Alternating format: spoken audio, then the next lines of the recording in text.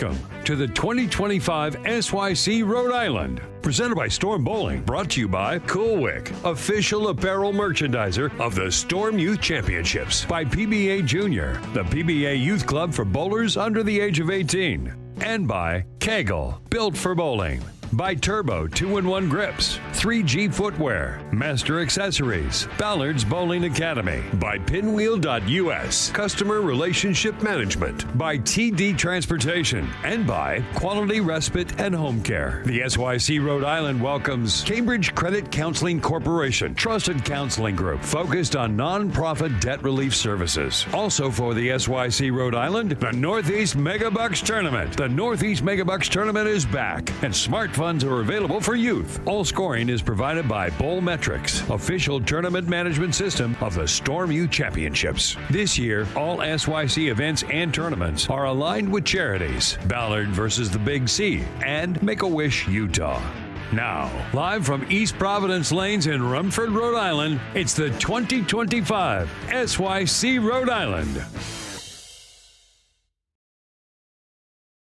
Welcome to the 2025 SYC Rhode Island. Presented by Storm Bowling, brought to you by Coolwick, official apparel merchandiser of the Storm Youth Championships. By PBA Junior, the PBA Youth Club for bowlers under the age of 18. And by Kegel, built for bowling.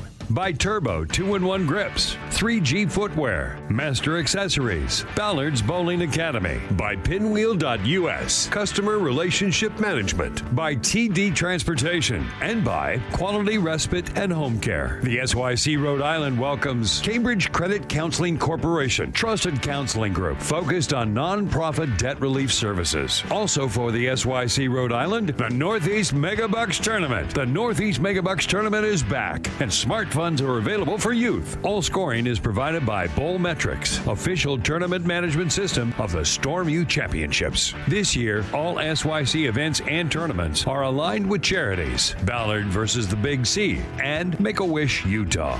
Now, live from East Providence Lanes in Rumford, Rhode Island, it's the 2025 SYC Rhode Island. Welcome to the 2025 SYC Rhode Island. Presented by Storm Bowling, brought to you by Coolwick, official apparel merchandiser of the Storm Youth Championships. By PBA Junior, the PBA Youth Club for bowlers under the age of 18. And by Kegel, built for bowling. By Turbo 2-in-1 Grips, 3G Footwear, Master Accessories, Ballard's Bowling Academy. By Pinwheel.us, Customer Relationship Management. By TD Transportation, and by Quality Respite and Home Care. The SYC Rhode Island welcomes Cambridge Credit Counseling Corporation, trusted counseling group focused on nonprofit debt relief services. Also for the SYC Rhode Island, the Northeast Megabucks Tournament. The Northeast Megabucks Tournament is back, and smart funds are available for youth. All scoring is provided by Bowl Metrics, official tournament management system of the Storm Youth Championships. This year, all SYC events and tournaments are aligned with charities Ballard versus the Big C and Make-A-Wish Utah. Now, live from East Providence Lanes in Rumford, Rhode Island, it's the 2025 SYC Rhode Island. Welcome to the 2025 SYC Rhode Island. Presented by Storm Bowling, brought to you by Coolwick, official apparel merchandiser of the Storm Youth Championships. By PBA Junior, the PBA Youth Club for bowlers under the age of 18. And by Kegel, built for bowling. By Turbo 2-in-1 Grips, 3G Footwear, Master Accessories, Ballard's Bowling Academy. By Pinwheel.us, Customer Relationship Management. By TD Transportation, and by Quality Respite and Home Care. The SYC Rhode Island welcomes Cambridge Credit Counseling Corporation, trusted counseling group focused on nonprofit debt relief services. Also for the SYC Rhode Island, the Northeast Megabucks Tournament. The Northeast Megabucks Tournament is back, and smart funds are available for youth. All scoring is provided by Bowl Metrics, official tournament management system of the Storm Youth Championships. This year, all SYC events and tournaments are aligned with charities Ballard versus the Big C and Make-A-Wish Utah. Now, live from East Providence Lanes in Rumford, Rhode Island, it's the 2025 SYC Rhode Island. Welcome to the 2025. Good morning, friends, fans, Storm Nation. Good morning, everyone. We are live here from East Providence Lanes. My name is Blair Blumenshine. This, of course, is Michael Sinek. Mike, we're back in Rhode Island, and the bowlers are ready to bowl, and it's freezing cold outside. Yes, and it's raining. A friend of mine who lives in more central Massachusetts said he got 8 inches of snow this morning and his power's out. So I don't understand what happened, but the warm weather did not arrive with us, so that's okay. No. We're inside. It's nice and warm here at East Providence Lanes. Yes. We've got a great group of youth bowlers that we are watching. Our main pair here, we've got Devin. Oh, wait, you know what? This is where I need my new live stream. I asked the youth bowlers if they would help us pronounce their names, and Devin did not help. But Devin Filio, Alyssa Randisi, Lindsay Markovsky. Okay, Sophie Donnelly, Elizabeth Hughes, and Asher Mertz. Those are the main bowlers that we are watching this morning. And we'll have bowlers moving pairs after each game. Wow, nice shot by Ash. Really good shot. Off to a good start. Very good. And I do enjoy that the new 60-inch monitors here at East Providence Lanes makes it very easy to see the scores. Yes. And I think even though you folks at home can see it well. Nearly see it. There's a light. They're very well backlit. But, yes, they are. Yes. No, East Providence Lanes is a great host of some big events in this area, national events. Got a great pro shop here, Strike FX, Alex Aguiar, and John Van Hees. And then, of course, Michael Sodoma is the general manager here. Our GM with the mostest. Yeah, we did a seminar yesterday with John Van Hees. We were talking about surface changes to bowling balls. Really knowledgeable stuff. A lot of good stuff we gave out to both the kids and the parents yesterday. I love it. Yeah. All right, so of course we have Elizabeth Hughes here. Let's see if she filled out her bio. She did. She's from Syracuse, New York. Nice. Bowls at Lakeview Lanes. She's 14 years old. First SYC. Oh, excellent. She loves the adrenaline rush of bowling. Nice. That's her favorite part. She also loves to read, bake, and play the bass clarinet. Hey. She wants to say hello to Mom, Mama, Pops, and all of her family watching her.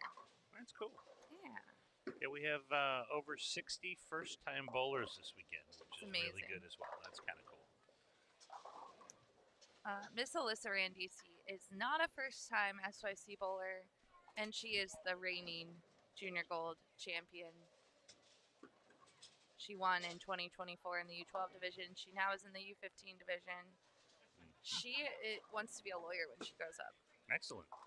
Practices at Bones Elite Training, hometown Brooklyn, New York, of course. And her favorite pro bowler is Stephanie Johnson. Very cool.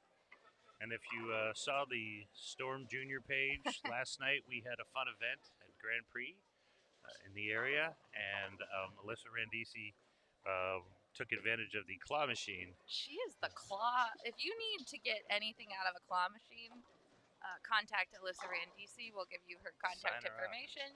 Yeah. She wasn't winning the little toys either. She was getting the big ones. I think she got 4 or 5 stuffed animals out of the claw machine. Oh, yeah. Never seen anyone do it. That was cool. All right, Miss Lindsay here. Nice spare. Very nice. Her last name is pronounced Smirkovsky. Nice. From Claremont, New Hampshire. Meyer Maple Lanes is where she bowls. First SYC. She earned 10th in her 2025 NHIAA bowling season. She was the highest ranked female bowler. She improved 20 pins from the 2024 season, and her high school team won the New Hampshire State Championship. Very nice. She also owns 2 horses, Lottie and Latte. Wow. I love that her horse is named Latte. Latte. Very cool. She competes at various competitions along the East Coast. She's earned several year-end championships in the New Hampshire Hunter Jumper Association and World Equestrian Center. Say hi to her and thanks to her coaches and teammates. Very cool. Multi-sport athlete.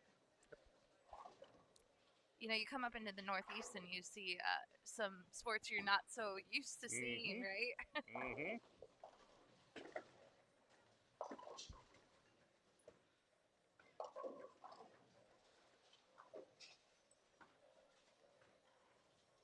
Another first-time SYC bowler. What was that number you said? First-time bowlers? Yeah. 60. 60. Over 60. Yeah.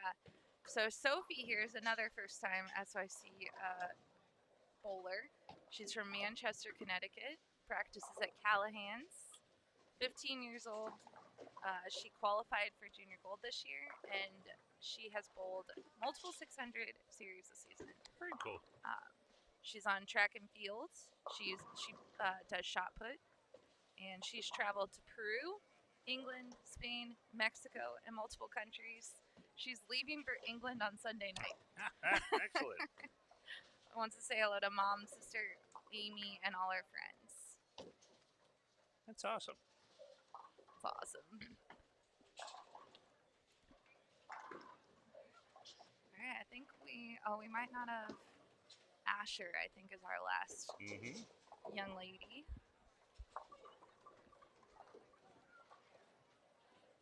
We'll wait till she steps up here. Bowling on a short pattern today, Mike, right? Yes, we are on the SYC Rhode Island short, 38 feet, 27.8 mils. Pretty standard forward and reverse oil, so this pattern should be playable. The question will be, how does it break down for the bowlers as they move pairs?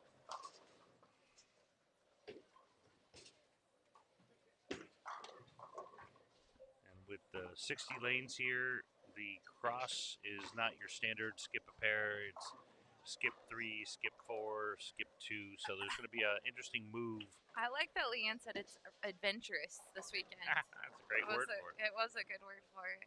Yep. All right, this is Miss Asher here. She is from Stanley, New York.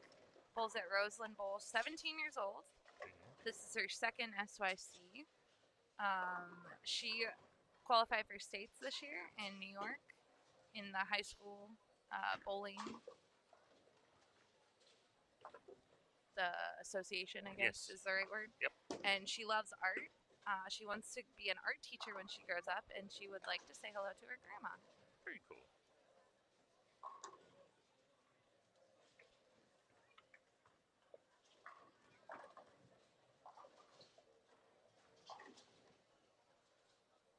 Sharing the stream on our Storm Youth Bowling channel. I forgot to add that one to our streaming list today. Right.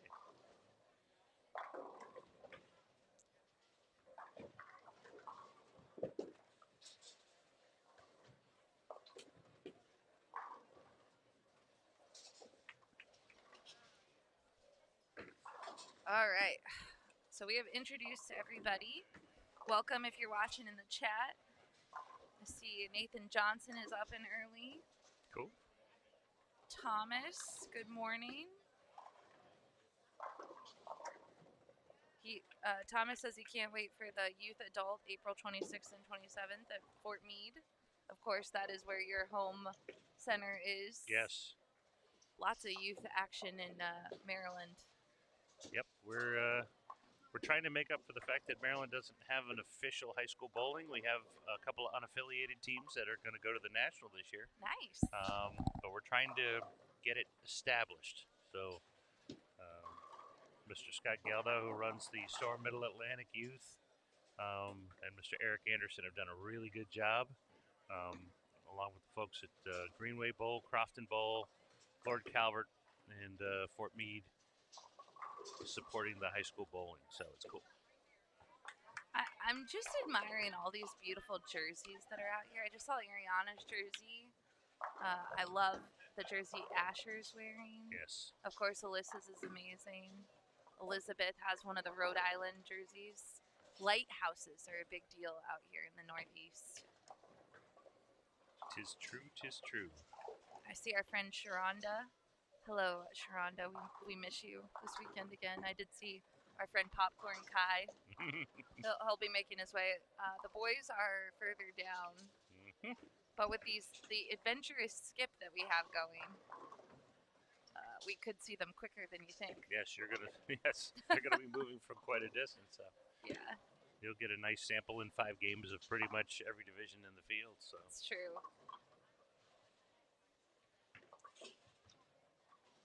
Another cool jersey, Lindsay. I know. It's a whale. It has a whale fin on it. I do like that jersey. I love it.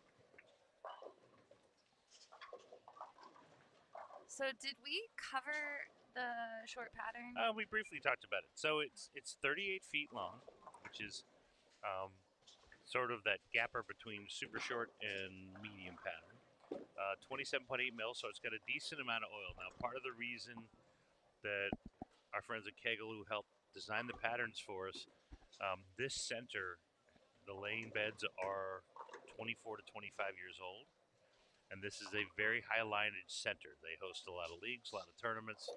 So with the center being so high lineage, you need a little more volume on the lane to help, because when the lanes get worn a little bit, there's a lot more friction. So this is, once again, 38 feet, 27.8 mils. The basic area of play, the oil lines are sitting right around 7, 8, 9. And depending upon your rev rate and your ball choice, you kind of just around that second arrow, feed it out there a little bit and let it roll back. Just like Sophie. Just like Sophie. Yeah, that was a great double there. Yes. Pretty much you just kind of get it to the right of second arrow, feed it a little bit, and let the lane do the rest of the work. Now, when you get the U18 boys up here in a little bit, you'll see some different play strategies, purely because of rev rate and ball speed. But and Alyssa is having a rough start to the morning. Yep, she is off to we would say a slow start. Yeah. Mind you, it's rainy and cold and early. Yes. My 3 favorite things. This is where you should be. Yeah. If it's rainy, cold, and early, you should be bowling. Yeah, no kidding. At least, you're right, because no one wants to be anywhere else today. Exactly. Good shot by Elizabeth. Oh, really? Just a little bit light. Man.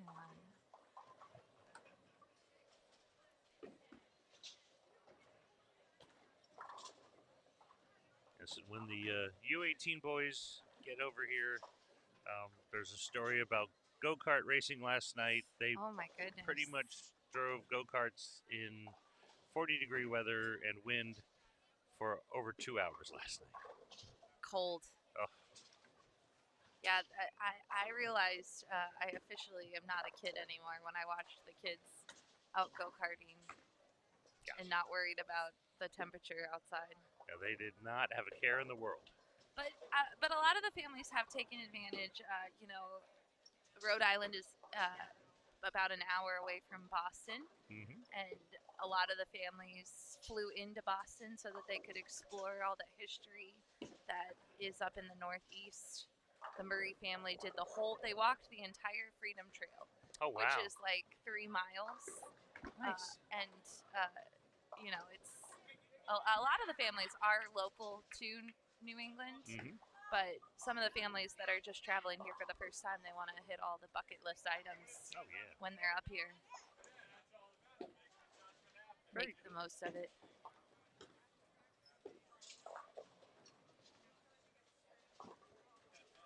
Got Joe Murphy in the chat this morning. Good morning, Joe. Hey, Joe. Tracy's watching her niece, Emma.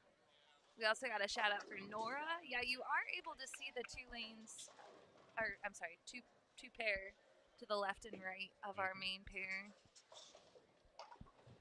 And we do have a little bit of a developing story on lanes 45 and 46. Cynthia Freeman, strike spare 5-bagger. So let's go.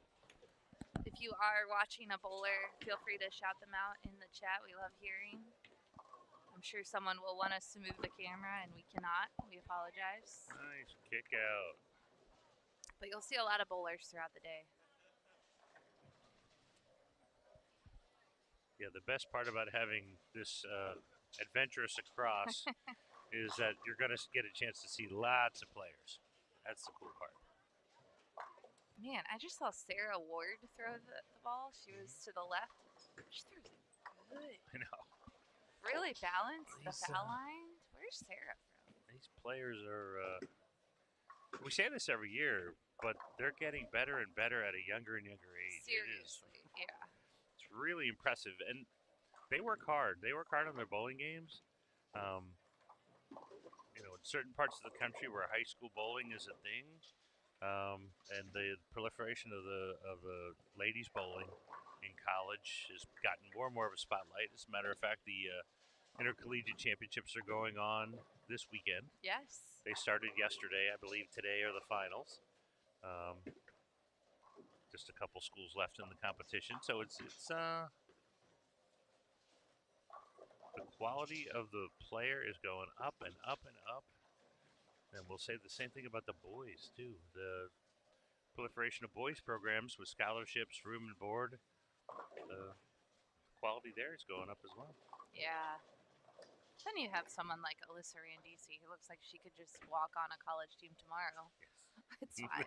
I mean, but all the girls, like you said, it's just getting better and better. The fundamentals are getting better and better. Mm-hmm. Shout out to all the coaches in the country. Yep. You all are doing the right things. Yes, a lot of coaches are working really hard at developing talent. And I'm going to go ask any one of these bowlers to give me a lesson in between. Please teach me to bowl. Yeah. Well, I was having a discussion with our friend Michael Reale yesterday about are you too old to switch to two-handed? Oh, okay. What's your take? So I say no as long as you don't have an existing injury that would preclude it. So I've been coaching for a long time. Yes. And I've been in the bowling since I was 7 years old. And one of the things that I noticed is the hardest thing about bowling, if you put your thumb in the ball, is to consistently get your thumb out of the ball, and get the weight of the ball onto your finger so you can deliver the ball correctly. And a lot of the lessons I give for bowlers is they hold onto the ball too tightly with their thumb. Well, two-handed bowling eliminates that. Yeah. And puts your hand already in a very good position to throw the ball if you physically can handle it. So why wouldn't you, if you can physically do it, not give it a try? The hardest thing to learn is ball speed generation when you're bowling two-handed. But I don't see a reason why not. And what we're seeing now, and Alyssa Randisi's an example, Anna Anthony, who just won the PBA Juniors, an example. We have more two-handed female bowlers. Yes, true. And they can do the job. I mean, watch Alyssa. She's about to be up on lane 47. She can throw the ball really well.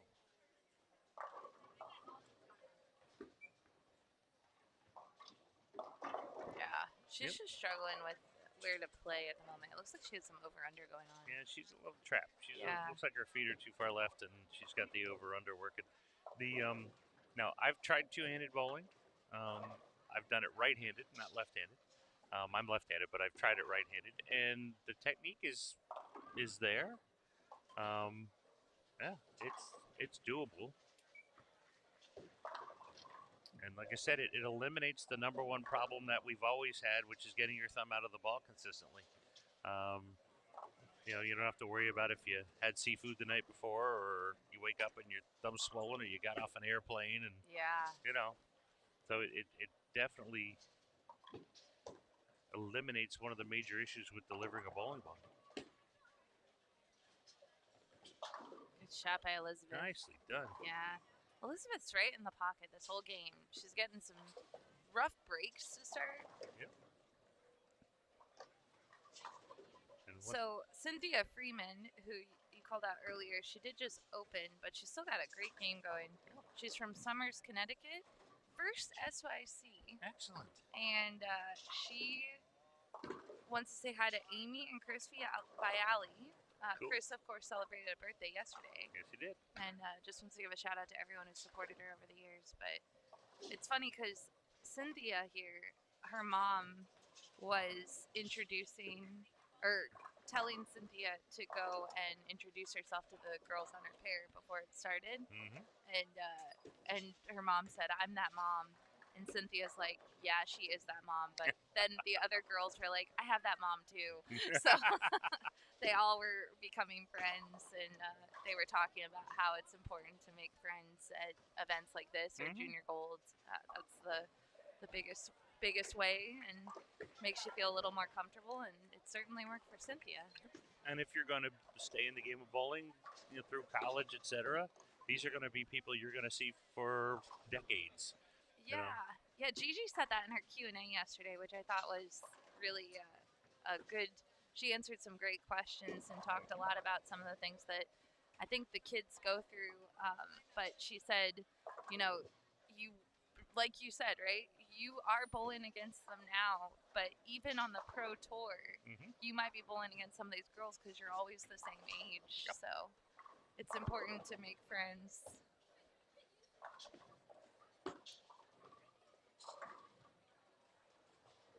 Yep, there is some really quality talent. Sarah Ward, who just threw the ball in 46. I mean, just nice aggressive approach, great knee bend, great release. A lot of power. I see power with Miss Sarah. Yep. Tough break for Sophie. That's a hard spare. Yep.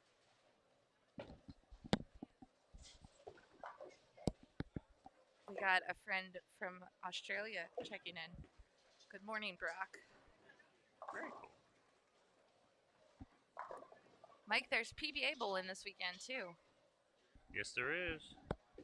There's one in the Baltimore-Washington area. There's a PBA regional going on, not 20 minutes from my house. Nice.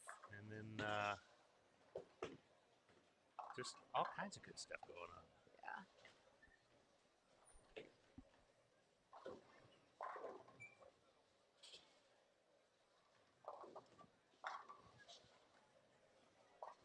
I'll be hosting 3 regionals this year at my center. I've got a senior, a non-champions, and what they call a junior now, which is the regular regional. Nice. That's funny, a junior.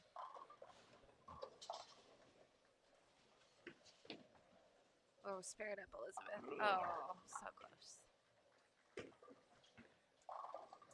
All right, so we will be taking a short break at the end of this game. We got about 3 frames left. Let the kids change pairs. As we mentioned, there may be a longer break than normal just because there's some big moves. Yep.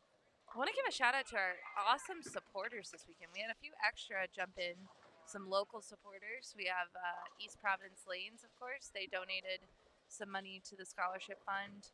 We also had the Rhode Island Sports Commission give us a nice addition to the scholarships this weekend. We also had the Northeast Megabucks tournament and Cambridge Credit Counseling Services.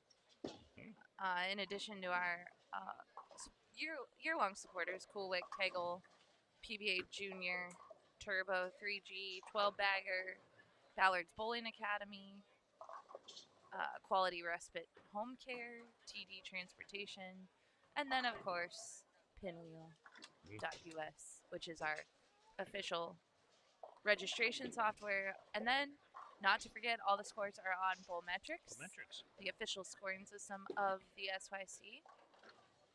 Where you can follow at home. You can follow the scores, go to bowlmetrics.com, and the site will be active. We literally are updating scores on the fly. So when we go pair to pair, we record the scores, upload them instantly, and the scores upload by age, division, and it's just so much faster than the traditional way of waiting for somebody with a spreadsheet to come out 6 frames later with the scores. Yes. When we can literally just walk through and instantly record them and upload them. So. We'll Yeah, mention. Amy in our chat just said the girls are super nervous, but doing a great job. I think they're doing great. They were, a few of them were very, very nervous. First time SYC, first game on the live stream, they were like, I'm like, guys, it's okay. It's fine. You'll be just fine. And I think they've conquered it well. Mhm. Nice shot by Emma there on 46. Mhm. Sophie here, gonna shoot her spare. Cynthia Freeman finished with 225. That's the highest 45 game and I see 46. currently in our current range of view.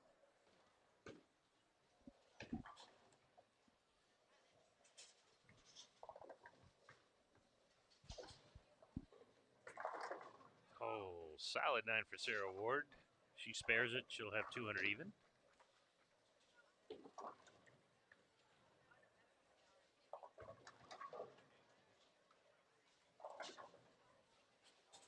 These girls, man, I see a lot of light hits. Like the ball is just slowing down as it's hitting the pins. But we were talking yesterday that the bowling center, John Van Hees was telling me that the fronts make it pretty early here Yep. at East Providence Lanes. Yeah, when you have an older lane surface, the front part can slow a ball down way too much. And that makes the ball, it doesn't carry as much energy through the back end. So you can see a lot of those light hits that'll leave you things like the 4-5 or the 5-6. Light shakers that don't get the corners out, those kind of situations. Elizabeth got a shout out, and I think it's funny. They said, "Let's go, Elizabeth. We're behind you." And I want to know if they're like literally behind her, like is someone watching like behind us? That would be funny. Look over my shoulder. Yeah, I did. Someone snuck in next to me, and I caught him. I was like, "Hey, I need to close my door."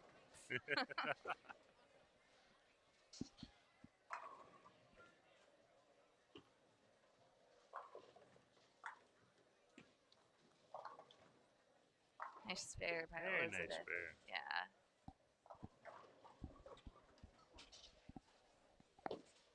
Biggest thing, get through game one. Absolutely. So Sarah Ward got 200. And Cynthia's 225. Like, those are the highest games I see around. There's a lot of lower games, I would say. I think if anyone is, we always talk about the scores, and a lot of the youth bowlers, we tell them to not necessarily score watch, but just look at the pace of play. Yes. Because, like, if you were looking around right now and you see two 200s in your general vicinity, you might, if you shot 180, you'd be like, all right, okay, I'm doing all right. Yep, doing okay.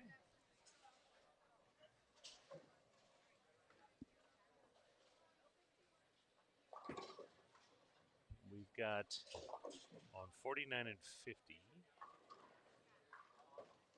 Ava Buggeson, hope I pronounced that correctly,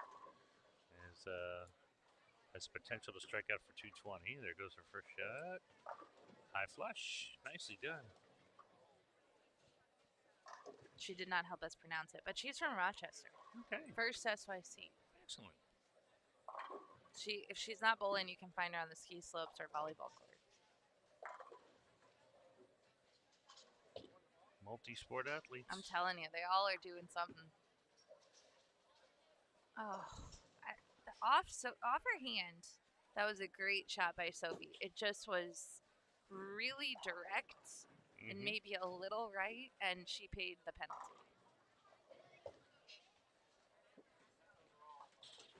That is the sports shot conditions for you. Ava just doubled, so she's on a 220 pace. Let's go, Ava. Yep. And we try to teach our bowlers. They worry about looking at the scores. It's don't look at the lead. Yeah. Because someone's gonna do well, no matter what the pattern is, no matter what the condition is. Someone's gonna do post a pretty big number. Look at where 5th, 10th. Look where the cut number is if there's a cash number, and see where those sit. That will probably give you a much better idea of what the pace is. Sophie gets to 173, which is a solid game. That's a good I'll start. take that. Yeah, that is a good start. Little smile by her. I think she's taking it too. She's like, all right.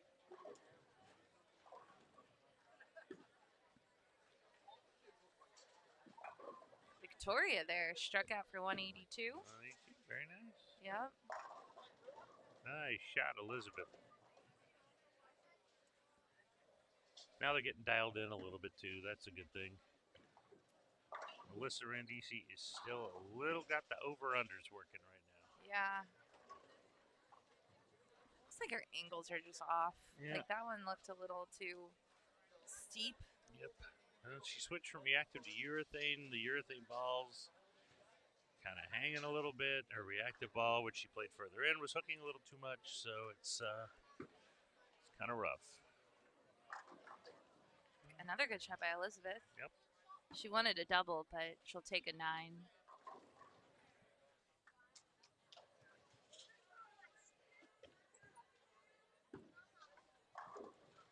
And then Kylie on lane 49 is got a shot at getting out to 190, which is a good start. She got off to a little bit of a rough start. Missed a couple spares early in the split.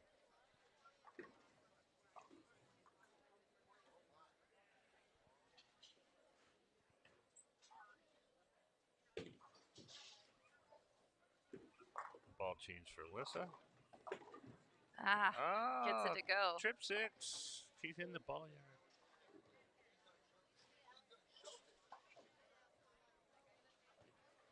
And has been proven many times that a 150 first game is not death. No. There's 15 games this weekend.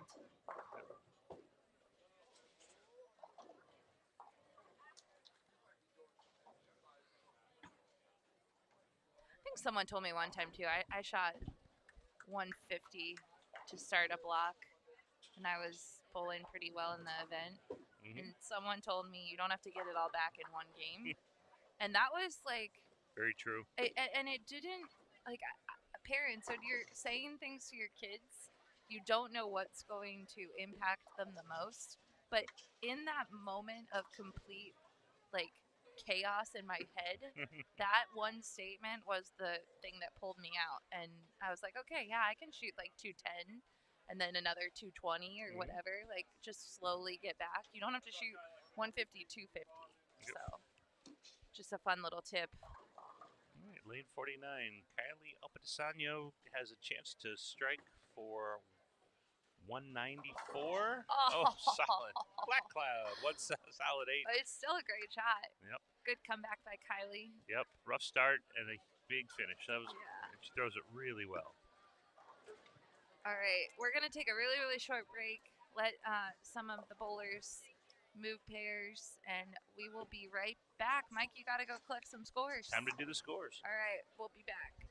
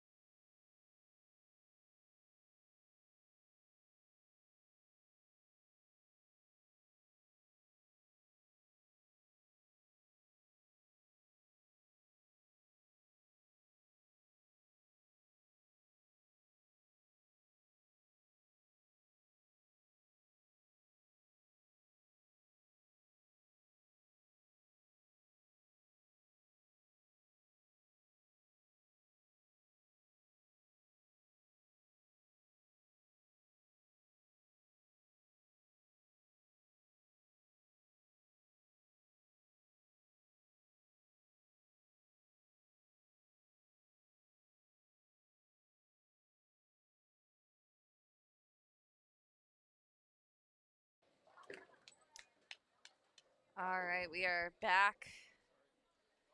And we have a new group of bowlers, some U12 boys. Trevor Mason, Dawson Witt, Raiden Yu, Josh Worley, Ryan Godfrey, and Caden Acevedo Rosado. Those are the bowlers we are watching. Let's see if we got some bios.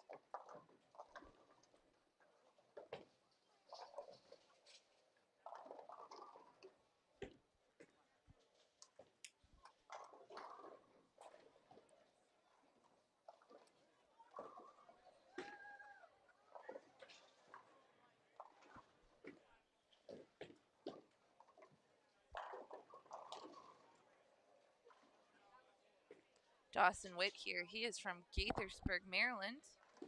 Bowls at the lanes at Fort Meade. 12 years old. First SYC. Last fall, he changed his home bowling center to the lanes at Fort Meade. With the help of their coaches, he's learned so much over the past year. And because of that, he has bowled his best game and series so far on the Youth Sport Shot League. Bowled a new high game of 265. Bowled best 3 games of 645. His family is very active. He's also part of the Montgomery County 4-H, where he raises market beef steers and market pigs.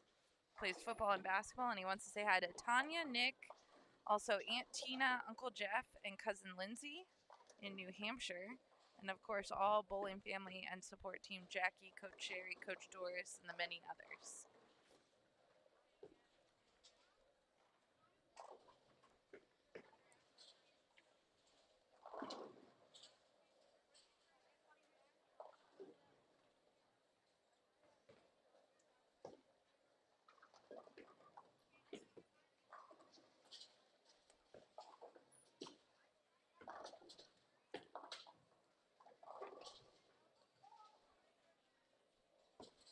Of course, that spare was Mr. Trevor Mason, who just reached his 10th SYC title milestone. We changed the colors to gold on the banners when they reached 10. So shout out to Trevor. Josh Worley here. He's from Denver, PA. Bowls at 222 Dutch Lanes. He's 11 years old. He's in the 2 to 5 range of SYCs that he's bowled. He has rolled a 300 already and averages 200. He loves playing basketball when he's not bowling. Wants to say hi to Coach Troy Lint, Dean, and Ryan.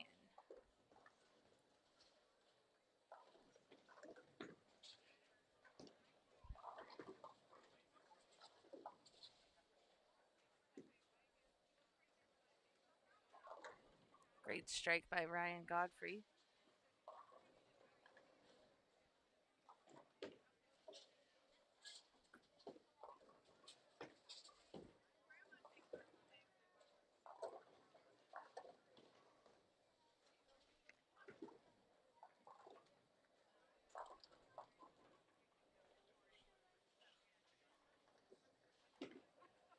If you are watching one of the bowlers, we'd love to hear from you in the chat.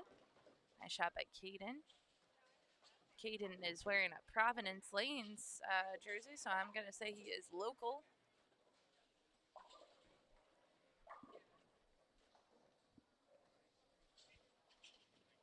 We also have Frankie Katz to the left.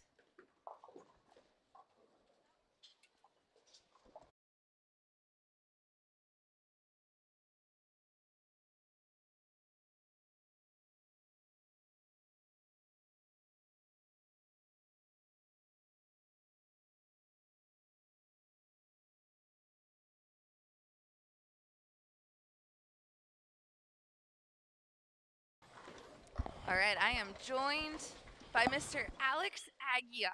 What's up, Storm Nation? Alex, you're like a celebrity in these parts. Well, it is East Providence, so I love this place, but I wouldn't go with celebrity status quite yet. I feel like in the New England area, everyone knows the name Alex Aguiar, though. I've been very blessed over the years to be able to have taken part in the sport. Try to give back, and the community has definitely given back. So, very thankful for New England and the bowlers in New England.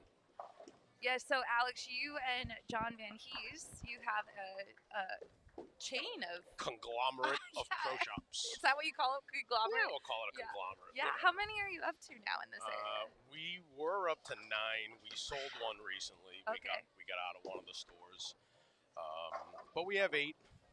Couple of them are small, you know. Like they're just kind of like part-time convenience stores, is what they are. Like we have one down in Cape Cod where after May I won't even open. I refuse to cross the bridge that time of year. Cape Cod. Yeah, There's a bowling center in Cape Cod. There's a few actually, all small. The one that I'm in is a 12-lane bowling center, half synthetic, half wood. Wow. The synthetics probably have 47 million games bowled on them. And it's just it's a hook fest. That's amazing. It's such an old school feel. It's a bowling alley. It's not a center. Right. This is a bowling center. Yeah. Is this your largest shop? Yeah. This place is great. Yeah. Mike and his team here are phenomenal. Fantastic. Mike is arguably I've been around a long time around managers of bowling centers, and Mike is hands down, in my opinion, the best manager I've ever been around. I have to agree with you. The team here at East Providence, they're fantastic. And your team in the pro shop yesterday was drilling a whole bunch of Ion Maxes. I saw. I wasn't here, but I was tracking it on our Were you going, POS. wow? And every time I looked at the POS, it just got a little better. Yeah. And so we're very thankful for Storm too for bringing the event here. It obviously, and I think anywhere that has these youth tournaments. If the pro shops told you it wasn't a quick little shot of adrenaline, they're all lying. Okay, good to hear. That's the truth. Yeah. So very thankful that Storm has come back here for a second time. Yeah, we love it here. And Alex, you've been part of our team for a long time. 2012, Mr. Boomershine signed me to play golf, and he said you should be on staff, and I said okay. And 2012, I was obviously around those guys a long time. That's amazing. But officially signed a contract in 2012 after a round of golf with Hank. Well, thank you for being part of our team for so long. We appreciate it. And I appreciate you guys having me. Just want to give a shout out to, Mr. C, even though he's not around. I know, man. I'm going to be the one to say it. Yeah. This is part of, I'm sure he'd be very proud of this. And in his legacy, he left behind when he passed, one of the charities that people could donate was a fund for the SYC.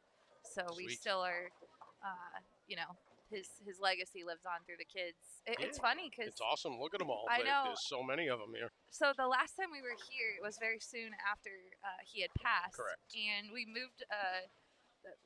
Michael, before the tournament started, we were moving where Leanne sets up the info wall, and there was one sheet of paper left on the wall from the last time we were here, and it was a memorial to Bill Kirsten. Yeah. And we're like, man, Bill, he hangs around. He shows he's gonna up. hang around. Yeah, He's great. His legacy and we love lives it. on. Yeah, we love it. So big thanks to for him for his vision, being such a visionary in bowling. Absolutely. And now the team, Tyler and Barb, Kristen and Barb, still way involved. And then Tyler's our president. Yeah. I see Barb's Facebook posts once in a while. Yeah, she's awesome. Most of the time I smile when I read them. For sure. All right, we've got some U12. Now, I did not throw it as well as these kids when I was under 12. I don't know if anybody just saw the kid on 45, but he's got the front 5. That's Vinny. And this kid's swing is good. Yeah. What's wild is I went down, I was helping one of the kids on 58, and then I went down to go see my buddy Callan down on 35. Okay. And I don't know. I think that there are definitely more two-handers now than one-handers. Oh, yeah. We don't track it. I wish, there's got to be a tracking system somehow. I so wish when you signed up for a USBC card now that it was right hand, left hand, one hand, two hand. I agree with you. I don't know why. The numbers are just looking, it's staggering to me how many. Yeah. Good. these kids throw it way better than we ever did as kids. I got to be honest. Yeah. I mean, we got Ellie Kate Murray. Yeah. This is the first time I'm seeing her throw it. Like, it's wild. How old is that girl? She's 10 now, I think. 10. 10. Yeah, I know. 10. We didn't have these youth tournaments at 10 years old. These kids are so lucky. I know, right? And I don't know if they truly realize how lucky they are. Yeah. It's kind of like, the kids in New England who are like 30 years old now, who really have no clue what it was like being a Patriots fan before Tom Brady. Yeah, they're experiencing it now. Yeah, they know. Now they know. Welcome to my youth, guys. Yeah, that's funny. But these kids are amazing. Like this little guy, like they're all so little and they. Right. I mean, even Josh Orley here, he just, what do they call it? Traditional is one-handed now. He delivered a traditional shot, but he still puts more on the ball than some of the kids in the U15. Again, though, there's so much more information out there, and the information is so accessible now. Yeah.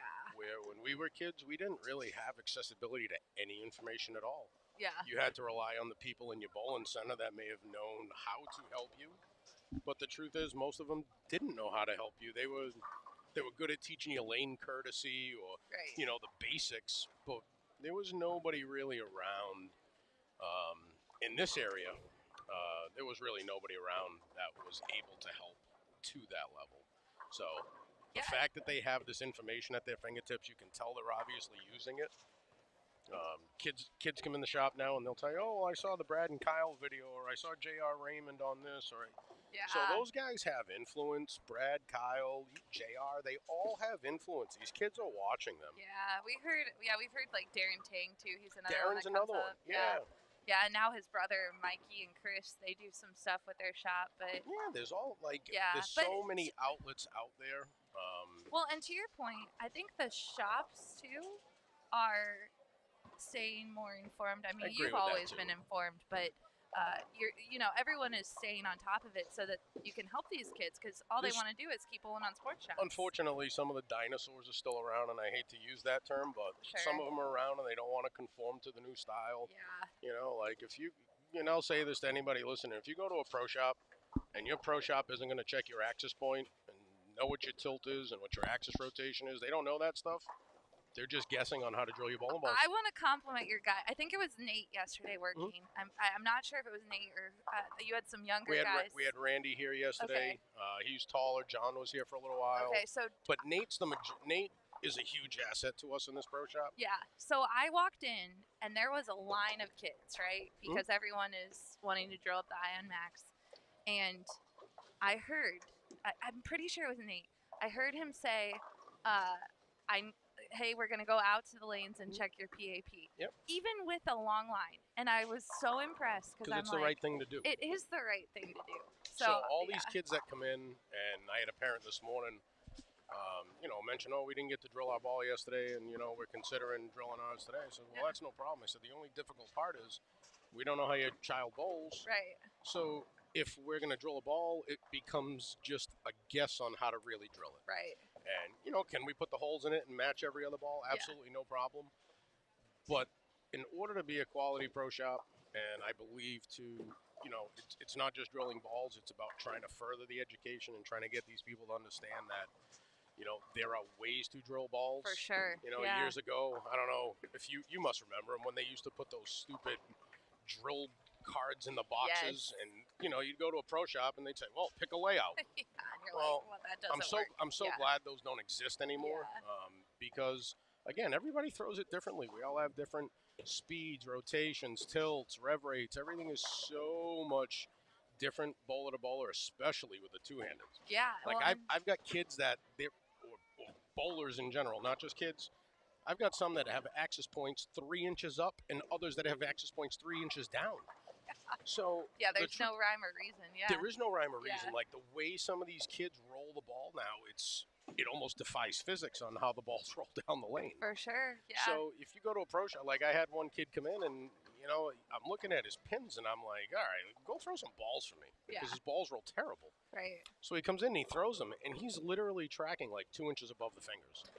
And I'm like, how the hell do you even throw a ball like that? That's not even possible. Yeah. So sure enough, after a lot of time and effort with him, His pap was 3.5 inches down. He was 6.25 inches over and 3.5 inches down. Oh my gosh. So again, like, you can't just take a pin and throw it up into the middle of nowhere because you saw Kyle Troop on TV with a pin way up high. Like, you're going to drill a pin 9 inches from somebody's axis? Really?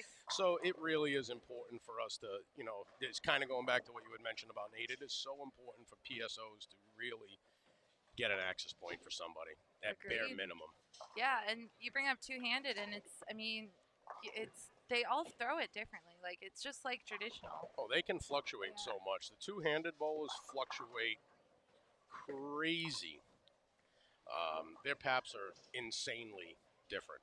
Yeah. So we try. Again, the only time you can't do it is if it's somebody's first bowling ball ever. You do the old, we'll put the pin in a safe spot, put it up around the ring finger somewhere, and then go from there. Oh, my God. He almost made that. Little Chris over there, Christopher Sim. Just missed it. I thought he had it because I was like, that is close. Yeah, he got robbed. Yeah, really. Well, there's the beauty of our game. Yeah. You do something so perfectly, and it's like the ball it's like the golf ball that goes in the cup and pops back out. Right. Let's take that one. Yeah, this kid throws it good. His arm swing is super straight. How old's that one? He's got to be, what, 10, 12? Yeah, well, they're all under 12. Oh, these are all under 12. All under 12, yeah. We put them all together, yeah. Oh, my buddy Callan's on 41 right now. Oh, yeah? He's such a good kid. He truly is. Watch this swing. Ooh. How's that? Nice Pretty and good? free. I like it. Yeah, Yeah. so Callan finally hit a growth spurt. Callan is now 14, but nice. he was really a peanut for a while. Okay. So he's finally hit that growth spurt, and he's gotten, with the growth spurt, he's obviously gotten stronger, and everything's gotten better, but I think he is going to be an excellent player. He loves the game. He's always studying. And he's been my little buddy for a while, but there's another kid by the name of Evan Throw. He's bowling out in Muskingum right now. He's part of team. He's part of our staff. Nice. And Evan graduates college this year. Nice. So when Evan comes home, he just won Player of the Year. So I'm kind of giving Evan the plug because Evan's one of the most humble kids there is. But he's been working with Callan a long time, and Evan's coming home finally. I've missed him, and I know him and Callan are going to get to work this summer. So I expect big things from Callan next year. Well, we were talking about it. Youth bowling is still growing in this area, but it's a little, smaller than some other parts of the country. Mm-hmm. But your adult bowling in this area with NEBAs, it's pretty good, and all the other events that are happening. You guys have a lot. There is tournaments literally every weekend now in New England. That's amazing. They've got stuff going on, even for the small stuff, like up at Bopo. They run, the Carl's Tour event. Yeah. Charlie does something up there. Jimmy Goulding and his guys do something different. So there's always a tournament a month up there. You got NEBA, that's at least once a month. You've got other local tournaments that it's just nonstop for adult. Yeah. Like, you can find something to bowl every weekend. The seniors got stuff to bowl. Yeah, our friend Michael Reale.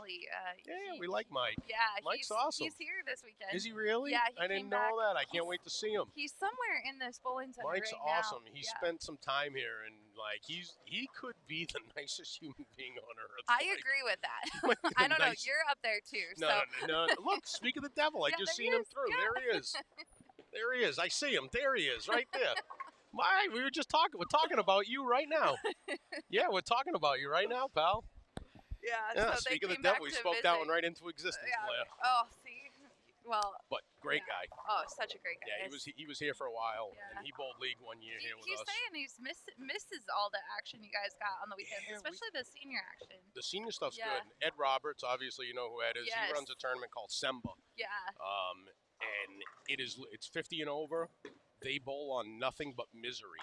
I think they've had one 300 game in the history of their 7-year tournament. Oh my gosh. And Ed was mad about it because nobody should bowl 300 at Semba. That's his theory. That's awesome. But he runs they sell out every tournament. Yeah. He limits it depending on the bowling center. He'll limit it to like between 60 and 80 entries. They start at, I think, 9:30, and they never run past 3 o'clock. That's great. So they get you out of there early. Yeah. So the seniors have a bunch. And then if you really want, you can go to Long Island. Go bowl like the Grandmasters, all that. There is plenty of bowling in New England. Which is great. So kids that are listening that live in this area, your future's bright. What I am truly disappointed about with parts of New England, especially Rhode Island and southeastern Mass, we still don't have high school bowling. I know. I've heard that a few times. It drives me insane. Yeah.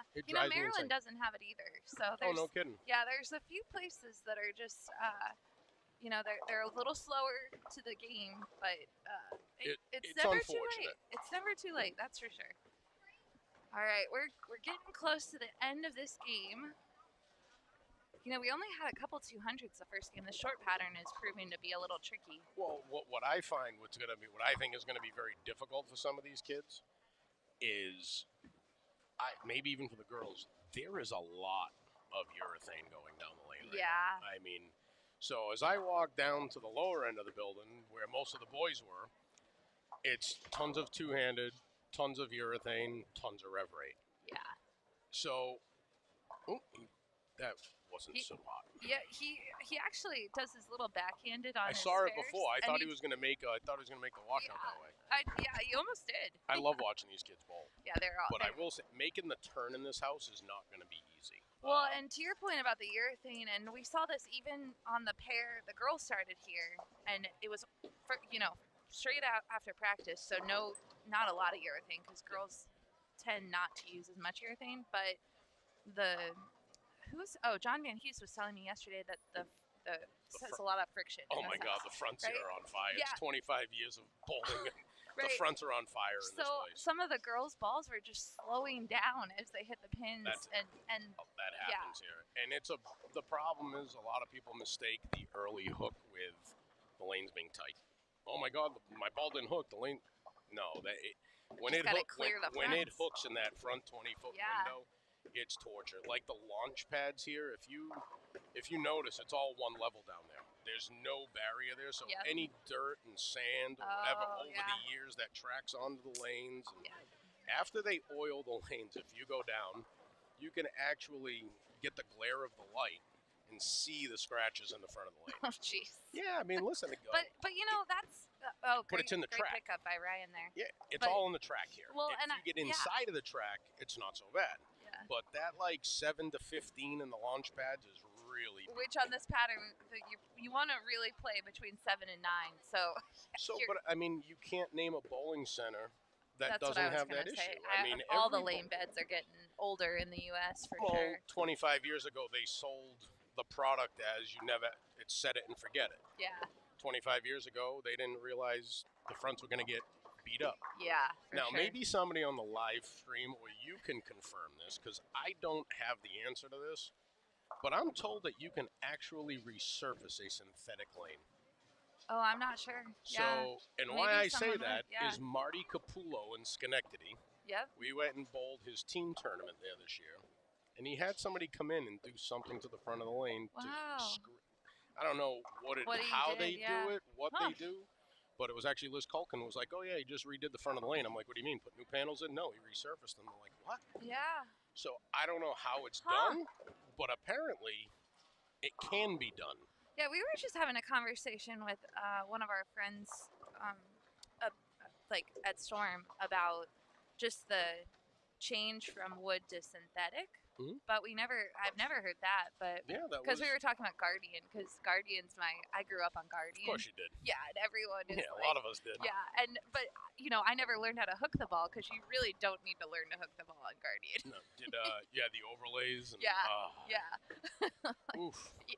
Yeah, that's what everyone said. Where the plastic started peeling up on it. And, yeah, we had that. Oh, it was great. It was solid. Well, I mean, I suppose it was better than your ball having to go to the shop and be resurfaced because you had 4-inch grooves around the whole track.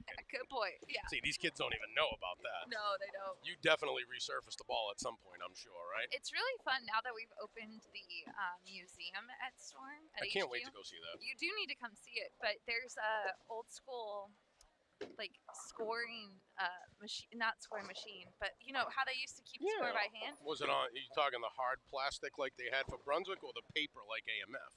Because AMF used to have those like crinkly. We might have both. We have the paper. Yeah, the paper where it was like roll. it was like a plastic piece of paper. You put it over the score and then you just slide it over to game 2. That's the one we have. Yeah. Yeah. So I don't remember that. Oh, see, I do. So the old Brunswick ones that used to have the ashtrays there and all that, where you just inhale secondhand smoke all night. Yeah. It was a different time, kids that are listening. Yes, like guys, please. I mean, we used to keep score. So Brunswick used to have those telescores where if you put your arm on the telescore, you'd get like 3rd-degree burns because it cuts so hot. Yes. It would project it above. That's what Steve Klemkin just said. Yes. You'd get secondhand smoke and 3rd-degree burns within 5 minutes. By the 3rd game, it was like super hot. Yeah, you couldn't touch it. You couldn't touch them. So if you weren't paying attention and like you went to go write a score and your arm got too close, you'd literally burn your arm. So if you look behind the telescores here, right? Hang on a second. So Josh Worley here, that shot. That's 230. 235 for Josh, and then Trevor Mason with Vinny's about to bowl 230 also. Oh no, hopefully he makes that spare. Vinny can still bowl 230 with a made washout. Yeah. Trevor Mason 214. Looks like a Francis Johnson down there is plus 56 and has a 6-bagger. Poncho. This is nickname. That Poncho. Poncho, yeah. What's the reason behind Poncho? I forget. I need to ask him again. I can't remember. That's a cool nickname. It might be his middle name.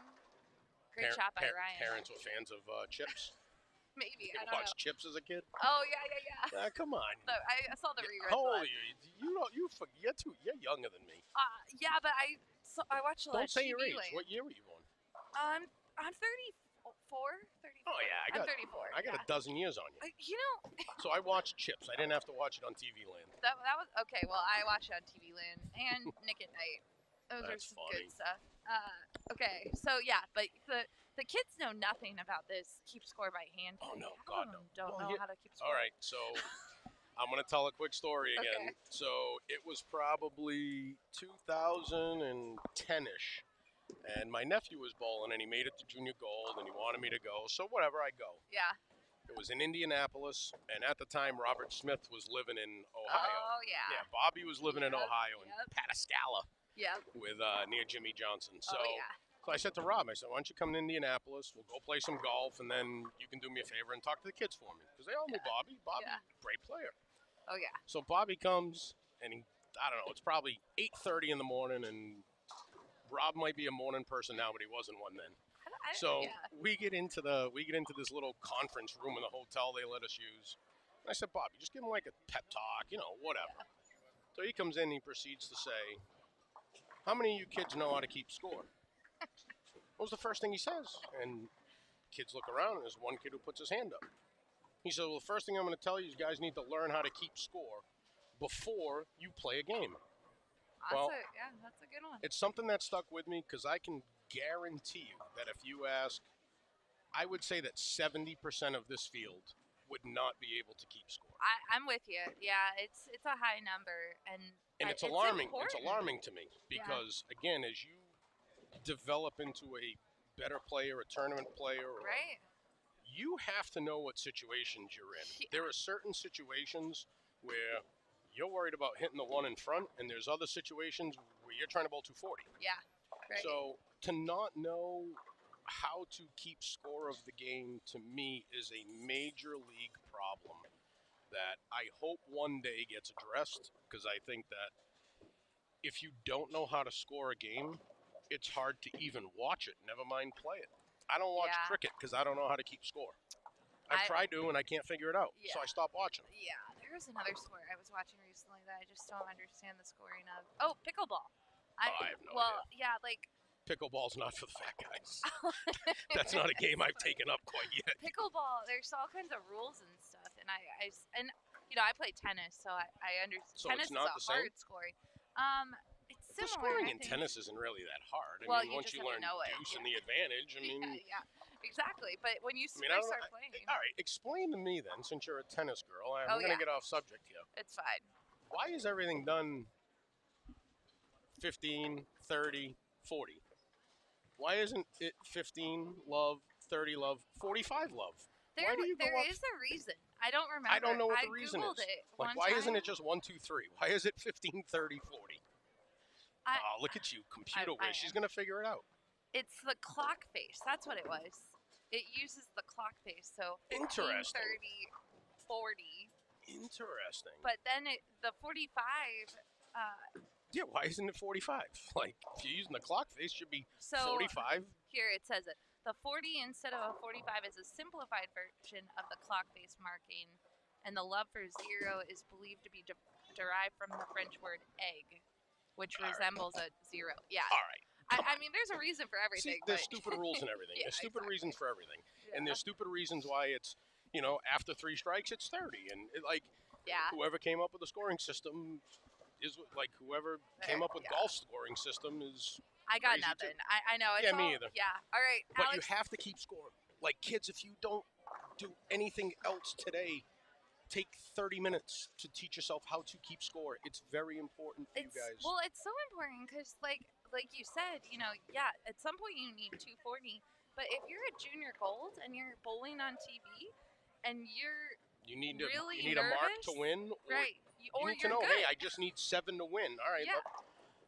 I feel that it is something that I don't know. For us, it's second nature. You grew up around it. Yeah. But now, computer systems do everything for you. Oh, yeah. Christ, you just went on Google and AI gave you an answer. I was just going to say, there's a funny meme going around that, if you have a college degree before AI, at least you accomplished that. Yeah. What's crazy is, honestly, my daughter does homework, and sometimes I don't know what the hell it is, and I got to go to Google. And oh, my gosh, the new math is, I can't.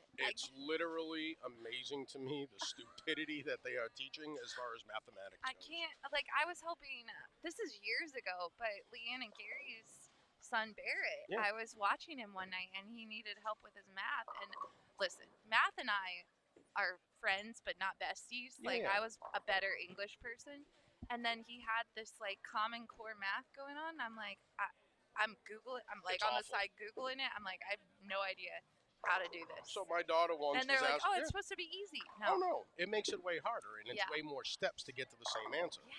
So when my daughter was asking me for some help with fractions, and I said to her, I said, well, look, here's what you got to do. You got to get the common denominator and blah, blah, blah. And I did it really quick for her and showed her and how you crossed it. And, and she looks at me, she goes, well, that's way easier, Dad. But if I do it that way, it's going to be wrong. I said, what do you mean it's going to be wrong?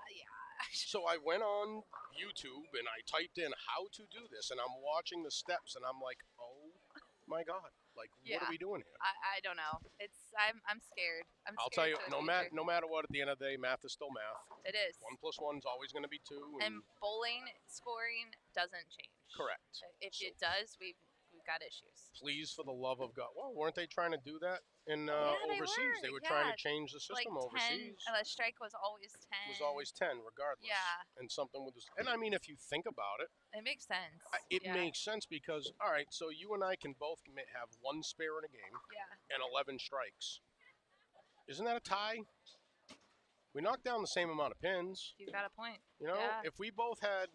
If you had 9 spare 11 bagger and I went strike 9 spare 10 bagger, we knocked down the exact same amount of pins that game. That's a good point. Yeah. So, again, the bowling system is a little bit, I don't want to say antiquated because it's been that way forever, but I don't think you're changing anything now.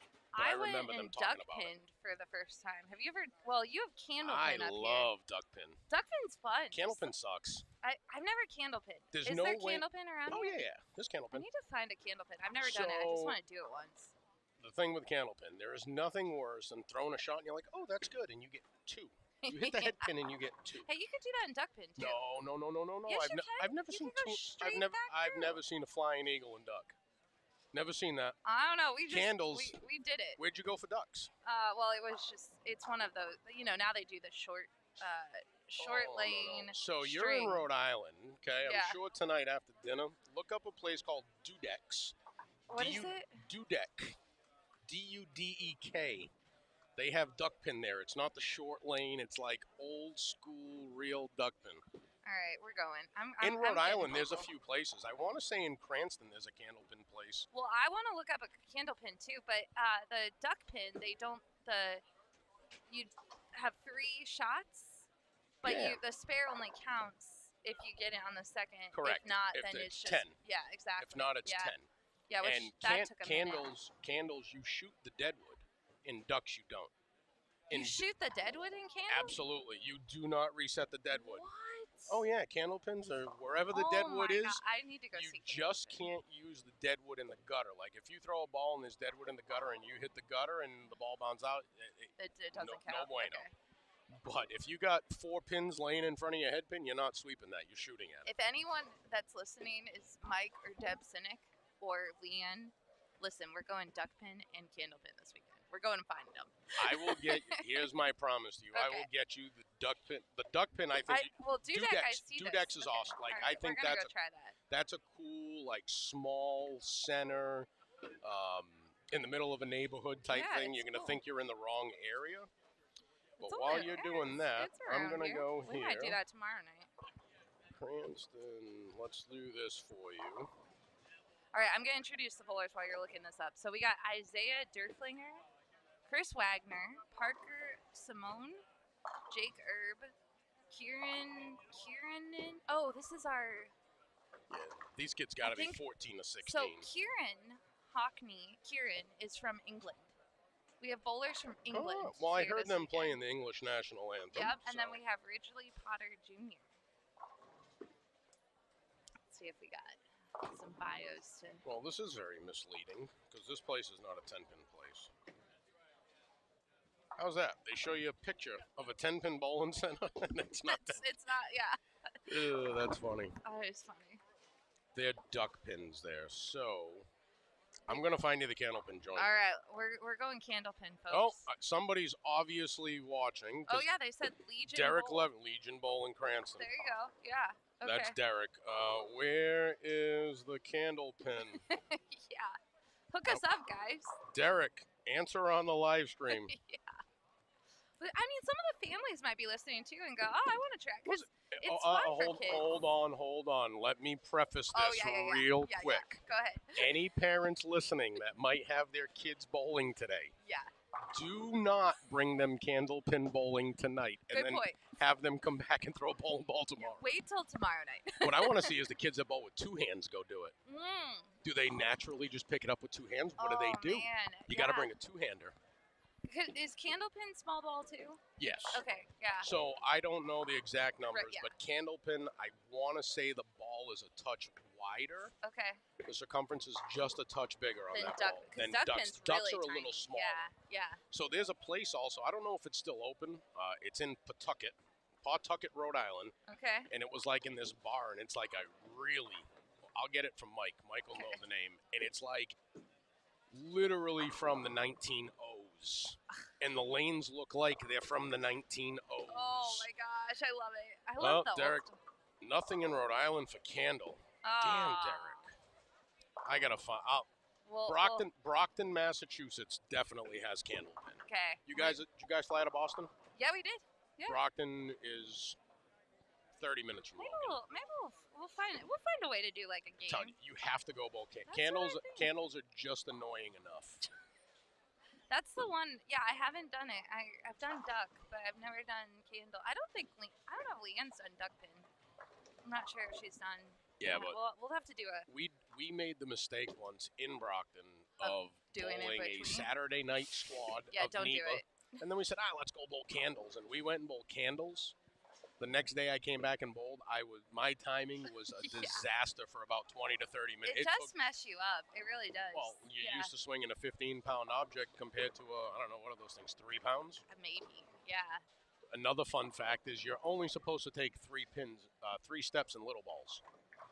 Well, so I did duckpin probably less than a month ago. But again, it was like an art. I mean, they're doing these like short pins in these recreational places now. Which that's what we did, and I only took, I don't want to say I took like 3 steps. Yeah, 3 steps. Well, maybe I did 4 steps. I don't know if I actually could take 3 steps. I would be thrown off completely. If you do axe throwing, have you done axe throwing? Yeah, it's pretty fun. Yeah, but the bowlers that try it, you end on your opposite, or technically you're supposed to end on your throwing foot. Yeah. Right.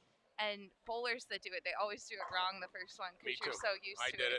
I did it left foot front. She's like, well, it'll probably be easier doing your right foot. And I'm like, I don't know about that. Yeah. Who's this Eli kid, little four-bagger to start the game? Eli Inkner. He's been bowling great. He just went, there was a tournament down in the Dominican, and he went and bowled that. He's grown about a foot. Imagine that. Yeah, right? So, when bowling in the Dominican, I'm 14.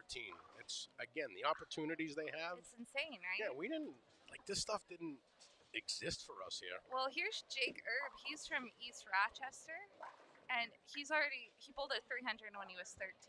Unreal. I mean, how many 300s do you have? Now I have no idea. A lot. Yeah, enough. But did you have one at 13? Oh no. Yeah, right. Oh no. Yeah. 0. I think I was 16 when I bowled 300. Jake also would like to say hello to LeBron James and his grandparents. His shout out is to LeBron James. LeBron James. I love it. MJ's the GOAT. Whoever MJ is the GOAT. Don't even argue it. MJ's the GOAT. All right, we'll have to discuss this with Jake. Although Jake has a turkey, so. Are you an MJ or a LeBron? You're kind of in the middle. You're not quite old enough for MJ. And so here's my issue, right? I'm a huge MJ fan. I think Michael Jordan changed the game. Correct. And I was not a huge LeBron fan, but I have seen what LeBron has done for Akron, Ohio, and he gives back a lot. And I have a hard time, like, oh, I'm sure he because there's does. some like haters. Well, like, that's there are some haters again, to LeBron. Again, people hate greatness. They do. Okay. Right? A lot of people hate Belmo, right? Yes. Okay. Yeah. So kind of the same deal. Tiger Woods, they hated Tiger. It's Yep. for some reason in this country, and I don't know. I'm only going to speak on our country. I don't know about the rest of the world. Yeah. But in this country, we love to hate greatness. Right. I don't get it. And I'm not denying the fact. I'm not a LeBron guy. Yeah, I think that there's too many antics on the floor and too much flopping. And well, I think that's part of the modern game, which I don't really love. yeah, the modern. I got to be honest. I have kind of fallen out of love with basketball a little bit, just because again the Celtics are great. Yeah. But again, if they shoot 43 pointers a game. Yeah. Like I want to see the old, I don't know, Larry Bird and Lamb beer fights. I want to see that stuff. Like, yeah, you can't even foul the way you did back in the 80s and 90s. Like, it's a different game. Well, the NFL's going that way too. Yeah, I know. A lot of sports have gotten softer. And I mean, look, I get it as far as the protection of the players in the NFL. But at some point, it gets a little bit too much when you basically have to put down a blanket and a pillow to sack a quarterback. Yeah. Okay, so we're in the U15 boys division now. We've aged up one. This Eli kid, I really like his game. Well, I just was watching like all of these kids' games. Like it's almost like the U15 is where the U18 used to be fundamentally, and now we have this. Like we're experiencing this where we have like the Chris Wagner with a turkey. He's a past SYC champ. Ridgely Potter Jr. He's made a couple Junior Gold TV shows. Cameron Bennett. He's another great up and comer. I gotta be honest. I love watching youth participate in sports. Yeah. They bowl for the love of the game. There's nothing else to it. It's because they want to compete and they love it. It's Absolutely. Kind of, a little fun fact is I'm coaching girls softball now with my daughter. I took on a travel team with. How do you have the time for that? I don't know. I got to be honest. Good spare by Parker. But go ahead. Yeah.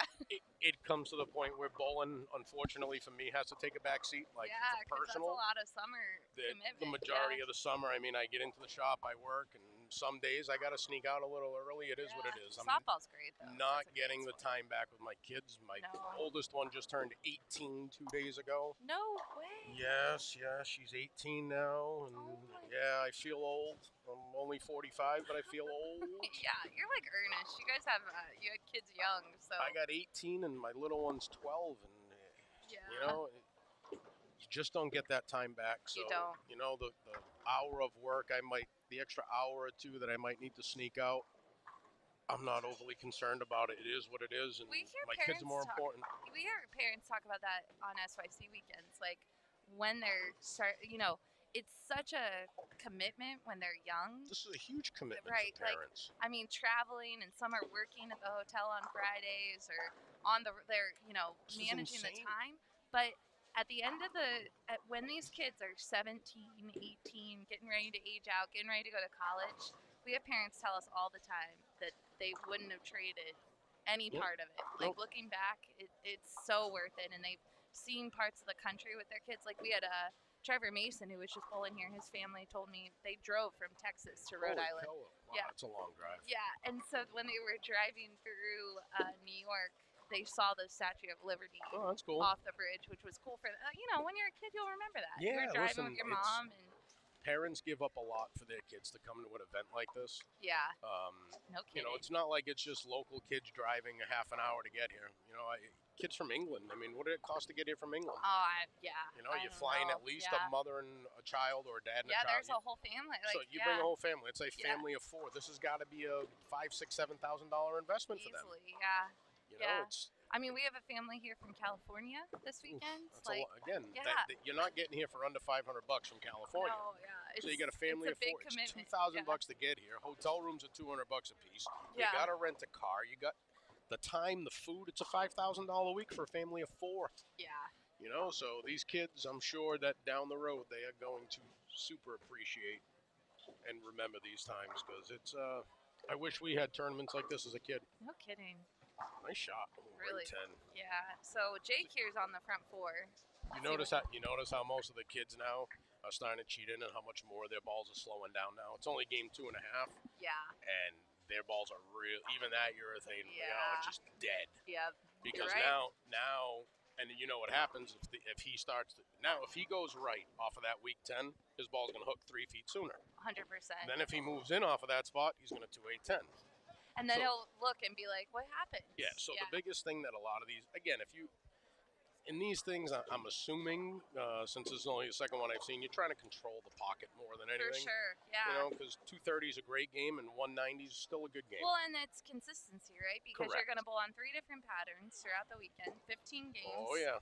And you want to have the highest total score. So in order to do that, you just want to be around the pocket. You got to be around the pocket all the time. And that's what the urethane's going to do for them. Yeah. But see, if you even look, the kid on 40. So here's a little fun fact about Providence: like 1 to, let's say, 18ish, much cleaner through the fronts down there. They don't really use it for league down there. Yeah. Everything for league is used up on the high end. Oh. The higher, like in front of the bar, the fronts hook way more because that's where the majority. They're going to center your leads in front of that, right? Yeah, that's true. That and the snack bar, the whole 9 yards. So everything is done down this end of the house. What you're going to see as time goes on here is you're going to see balls start to do that. They're just going to quit down lane, especially the urethane. They'll start to quit down lane. They're going to move right because they think they're tighter, and they're going to hook super soon. We're blocking the loading dock. Guess who's parked over there? Are you? Oh, yeah. You may need to take. Alex might need to take a break. Let me see.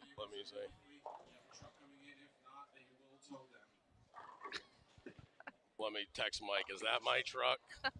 Is that where he's talking about? So yeah, every week we park there for league. They might actually be working today. That'll suck if they are. But either way, I'm gonna watch this another shot. So 5-dagger for Chris. Rev rate. Yeah. So the rev rate like that, you'll still be able to get it to go through the pins. But anything less than that, you're gonna see a lot of half tens. Typically in this building, the move is an entire zone. Okay. It's not just cheat a little left. Yeah. Because what ends up happening, again, you think they're tight, you move right, you get so much over under, and the fronts control this whole building. Okay.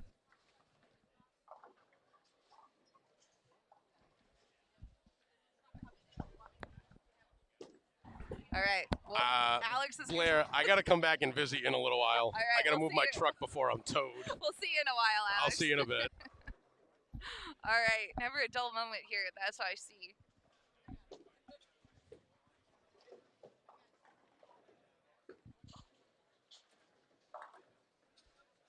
All right. I'm looking up some bios. Of course, the U15 boys, they don't love to fill out bios for us. We are going to have Jasmine Mason pop in to the live stream booth to help do some commentary this weekend, too. Oh, great shot by Isaiah.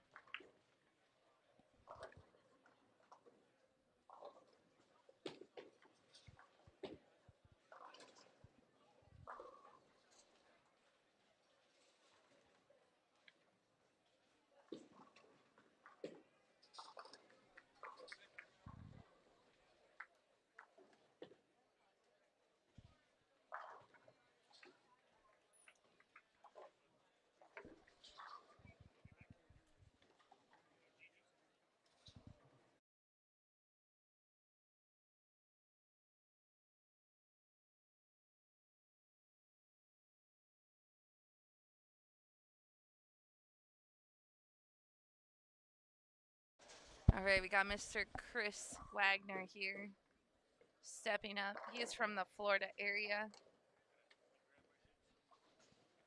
Past SYC champion.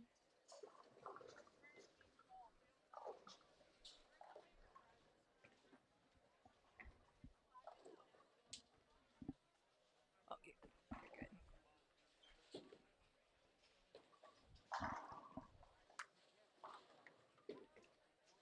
Of course, we do have 3 bowlers from England here. Kieran is one of them.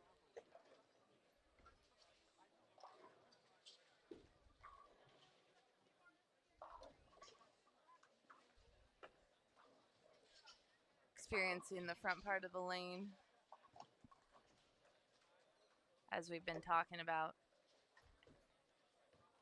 Just a little early hook. Might not be as dramatic on some of the other patterns, but right now a zone move, as Alex said, is probably what some of these bowlers need to do. Gabe Solomon stepping up on a strike.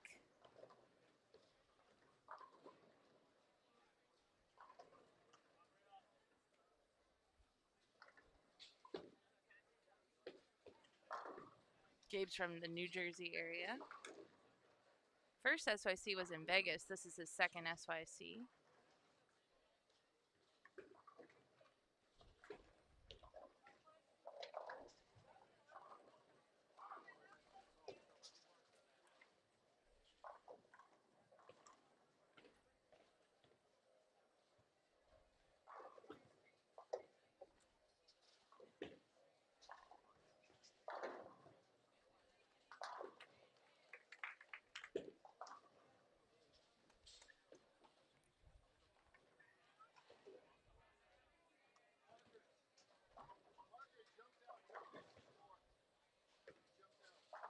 Good shot by Ridgely. That's a double.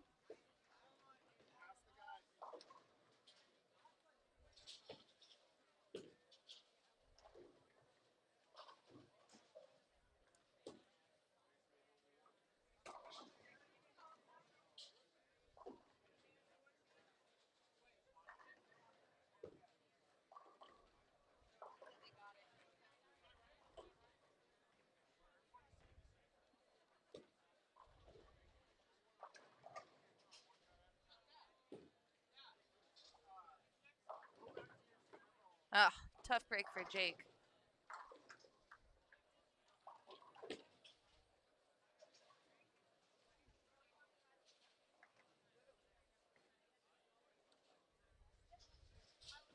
All right, so we are halfway through game number 2. Game number 3, I believe, actually. This says game 2, but I think it's game 3. Oh, yeah, down at the bottom it says game 2 because those are the current leaderboard. Good strike by Cameron Bennett.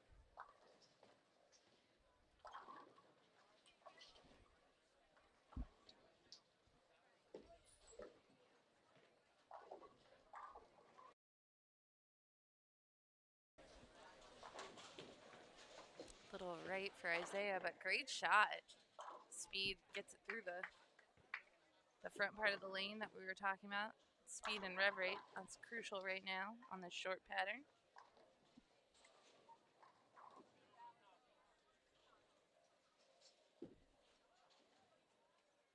Good shot by Kieran.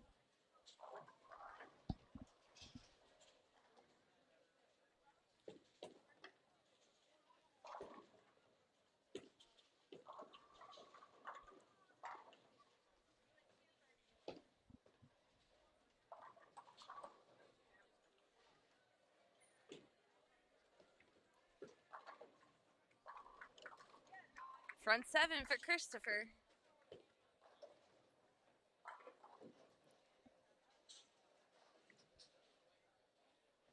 Chris Wagner is from DeLand, Florida, bowls at Sunshine Lanes. 14 years old. He made the Junior Gold TV show 2 years in a row. He also plays the tuba, euphonium, and trombone. Wants to say hello to his mom, Erica.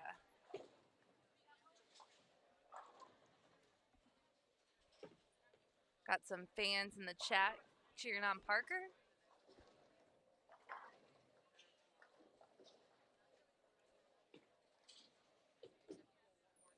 Parker is from Hampton Falls, New Hampshire. Bowls at Yankee Lanes in Manchester, New Hampshire. He's 15 years old. First SYC. He came in 4th in the New Hampshire State Medal Bracket. He loves to ski and golf, and he also loves cars. And wants to say hi to Mom, Dad, sister, Mimi, and Papa.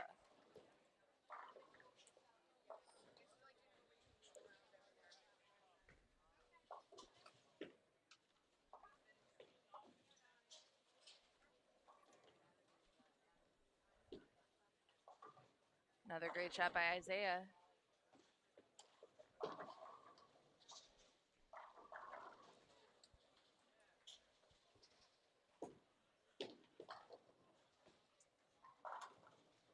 Good pickup by Parker.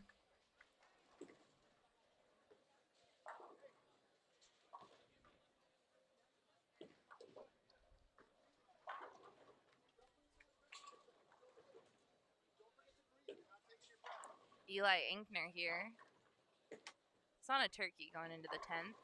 Or he got the first one in the 10th for a turkey, I should say.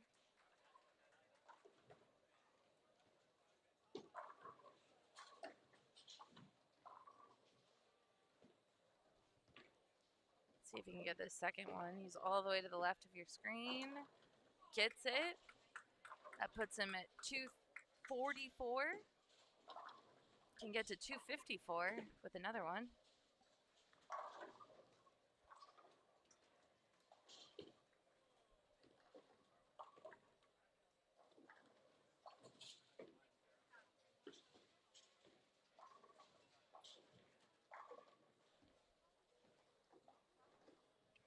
Chris Wagner here on the right lane.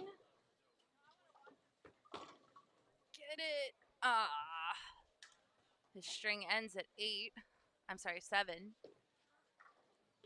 Now he is going for his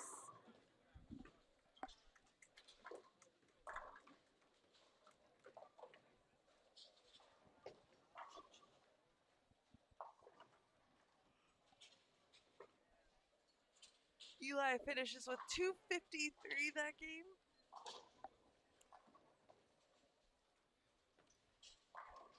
And we got Chris here going for the spare.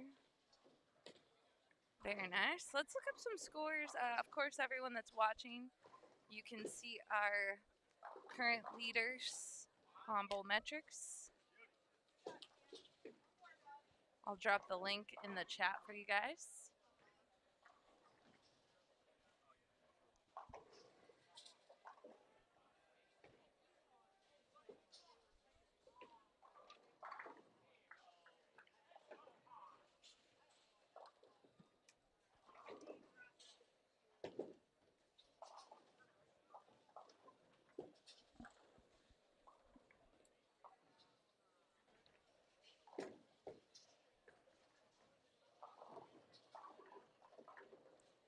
So currently in the U18 boys division, William Cunningham was plus 96.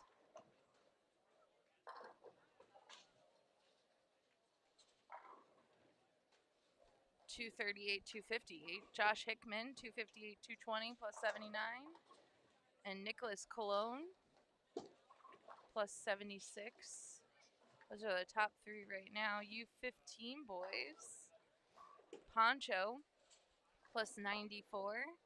William Lenemond, plus 75. And Chris Wagner, who we're watching, have another solid game. He was in 3rd, plus 25. Gabe Solomon's up there too, plus 13. He's currently in 5th. Donovan Klein, who just shot 180. He was plus 10.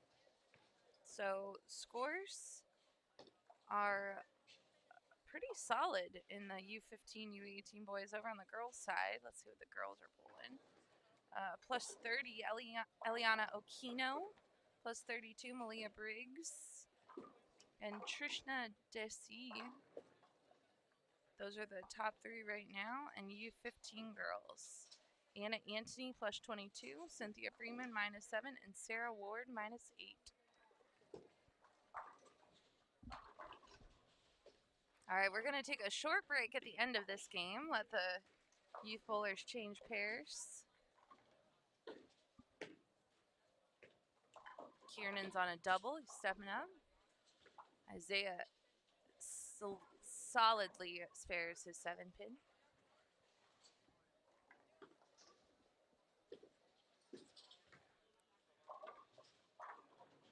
Good shot by Kieran. Turkey. Of course, we did start the day with 3 national anthems. We have some bowlers from Canada, some bowlers from England, and of course the United States. Little sampling of all of the homelands of the bowlers competing.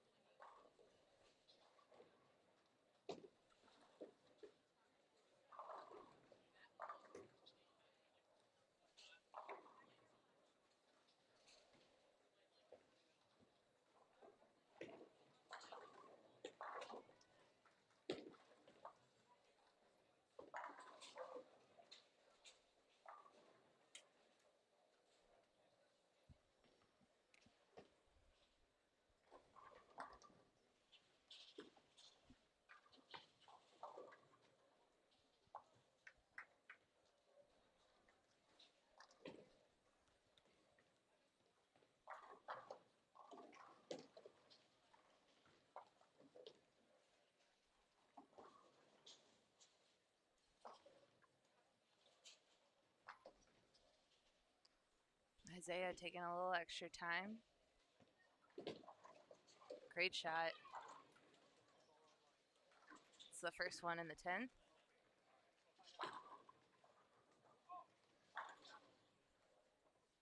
And get to 218.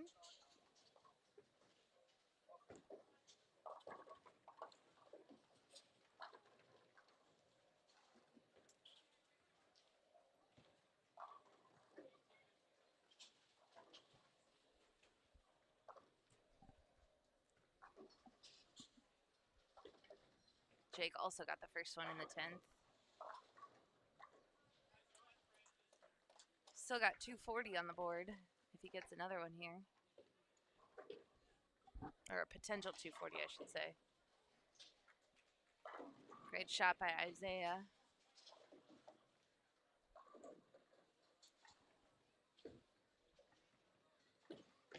Jake repping the Team Shark jersey from a few years ago. We appreciate that, Jake.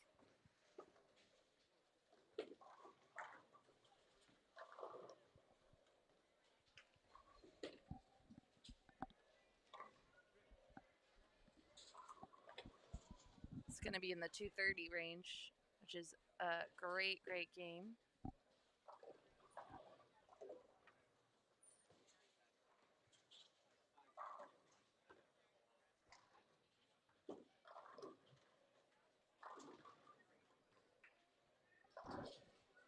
Isaiah gets to 216.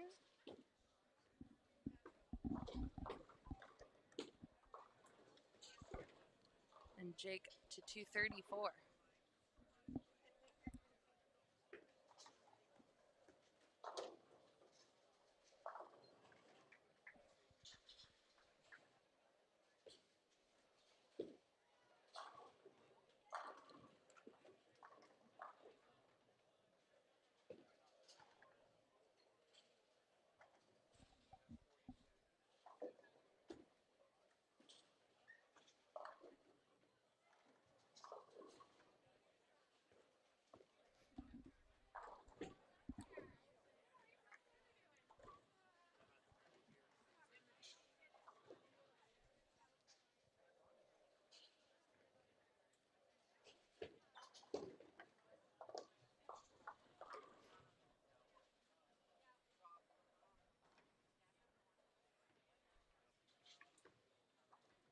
Christopher Wagner with that spare has solidified the potential to be in the 250 range. He's got 247 right now. With a strike, he'll get to 257. And he already was in third. He was at plus 25. So this is a really big game. Poncho is bowling right next to him, also having a huge game. There's a strike, so Christopher does get 257 and gives Poncho a high five, which is awesome. Poncho's the current leader in the clubhouse of the U15 boys.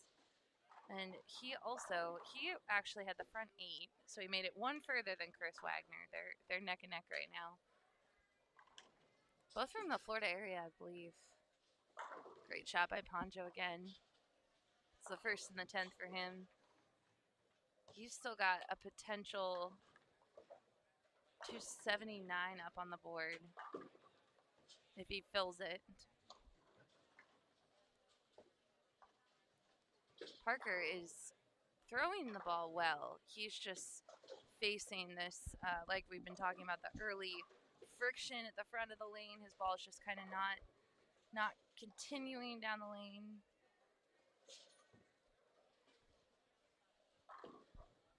It's just one little zone off, and if he's watching this, Parker, you were really, really close. I know it may feel like that your game went a little sideways, but sometimes that's how bowling is. You can be so close, and just it can be so mean. It leaves you the big splits, which is what happened to poor Parker here. Good cover from the 3. Gets his count.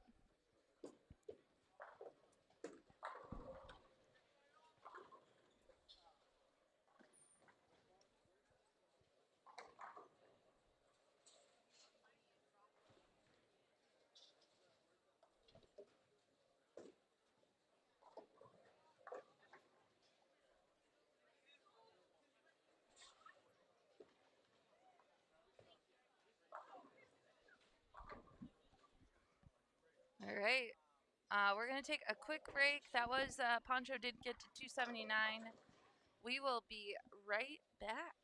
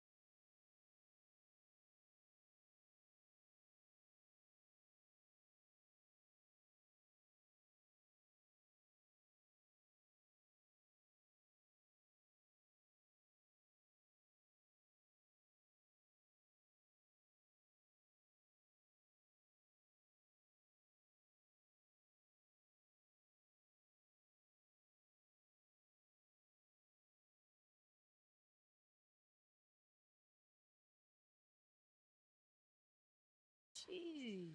All right, we are back, and I am joined by none other than Jasmine Mason. What's up, Gigi? Good morning. Good morning. It is still morning. Yes. About an hour left. Yeah. Well, 6 minutes till 11 a.m. But hello, West Coast, if you're waking up. See, what time is it over there? 7, 8, 9, 10? 8. Yeah. About to be 11, 8, 9 to 11. Yep. Yeah. They're but we got some bowlers from California here. We do. It's crazy. I forgot his name, but he has like the little mullet vibe going on. I talked to his dad. I don't remember his name, cool. but his dad came Oh, to Frankie. Yes, Yeah. yes. His dad was like, "Hey." Frankie's he's like a vlogger type like you. He's Really? Instagrammer. I saw him. When I am in California, there's a center that I bowl at Forest. They have 5 gamers.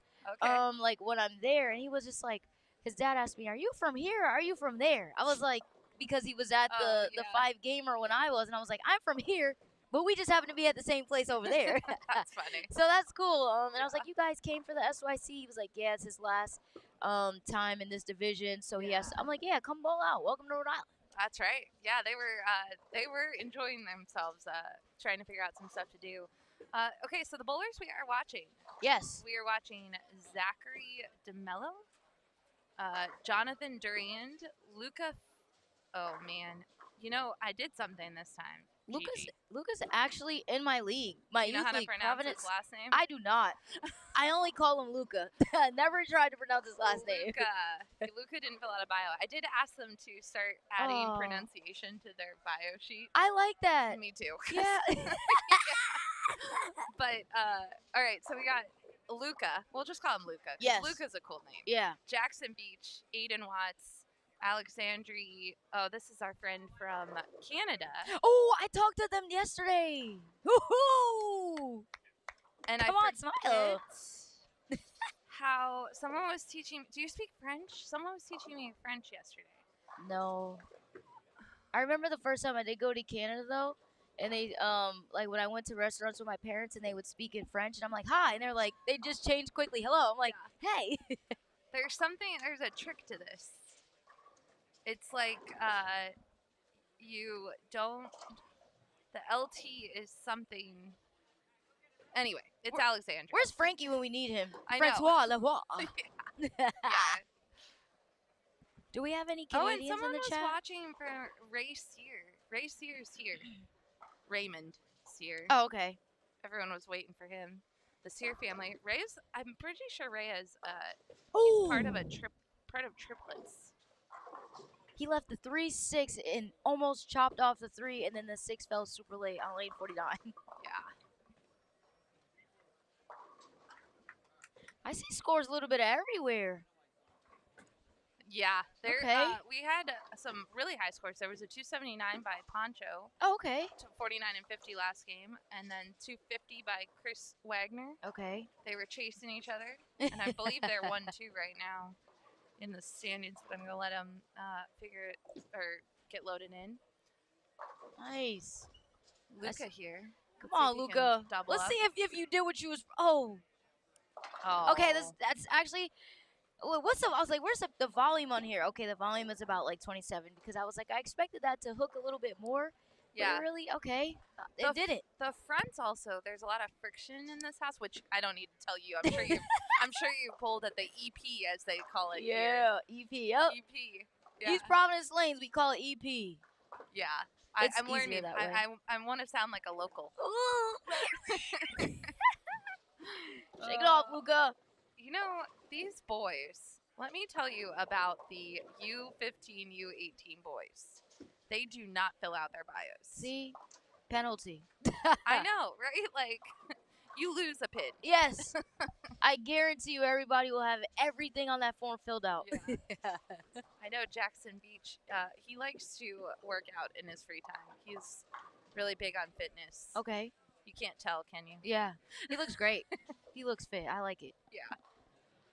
Okay, so I did speak to a couple people from Quebec yesterday, but I don't think I spoke to him. Oh, maybe I'm confusing the folks from Quebec. Because their names, well, when they were talking to me, they spoke fast. So I was like, however they said their name, I didn't get the pronunciation at You know first. who I need? I need Michael Reale's wife, Janine, because she speaks French. You see? Where are you? Please help us. No, it's fine. It's fine. How's everybody in the chat doing today? Everybody enjoying like what you're seeing? You better say yes. Yeah, right? Or Blair's never streaming for you again. No, I'm joking. Do you know that we got April? You're telling me Aiden has a bio. He does not have a bio. Oh. Aiden did not fill out a bio. Uh-oh. I have one from October for Aiden, which works because that's not that long ago. Okay. He bowls at Fort Meade. He's 17. Okay. He wants to.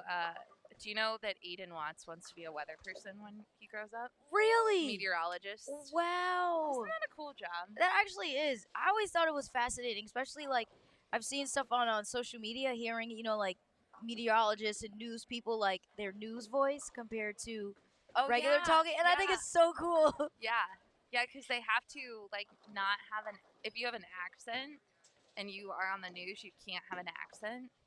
Like, you have to work to eliminate it. Great spare. I heard everything you said. Oh, no. I Yeah. was very in tune with that. I said, he's going to pick this up. Yeah. W.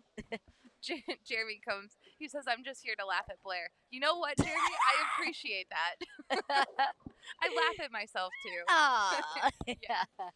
The Gordons, Miles Gordon, Elliot Gordon, they are on their way here. They might be here next game. If you hang around, Jeremy, and listen. You can laugh at me trying to be ridiculous, and then Gigi, she just makes you happy. Hi. Gigi is just like, Gigi is a burst of sunshine. Yeah. I always say I'm here so I won't get fined. Oh my goodness. You're so like you need here. Okay, so Coolwick's here. You're a Coolwick girl, right? Yes, okay. I am. So Coolwick is your sponsor for apparel. Yes. And I believe you need in your Got Game line, right? We need to develop like a sunshine jersey or something, because you like the sunshine. I need to. I thought of one too. Like, my dad's like, you're always bubbly. I was like, I thought of one with like bubbles or something. Oh, that'd be good too. Yes. Yeah. I actually told G, I was like, I have to get my jerseys. I've had the same jerseys for like 4 or 5 years. It's so bad because I don't come up unless I'm inspired by something. Like, I don't just make anything, but I have like a lot of ideas, and the God Game fam is like, oh, what about this? What about this? And I'm like, I actually like that. So who was it? One of the U12 girls, Stevie Newton.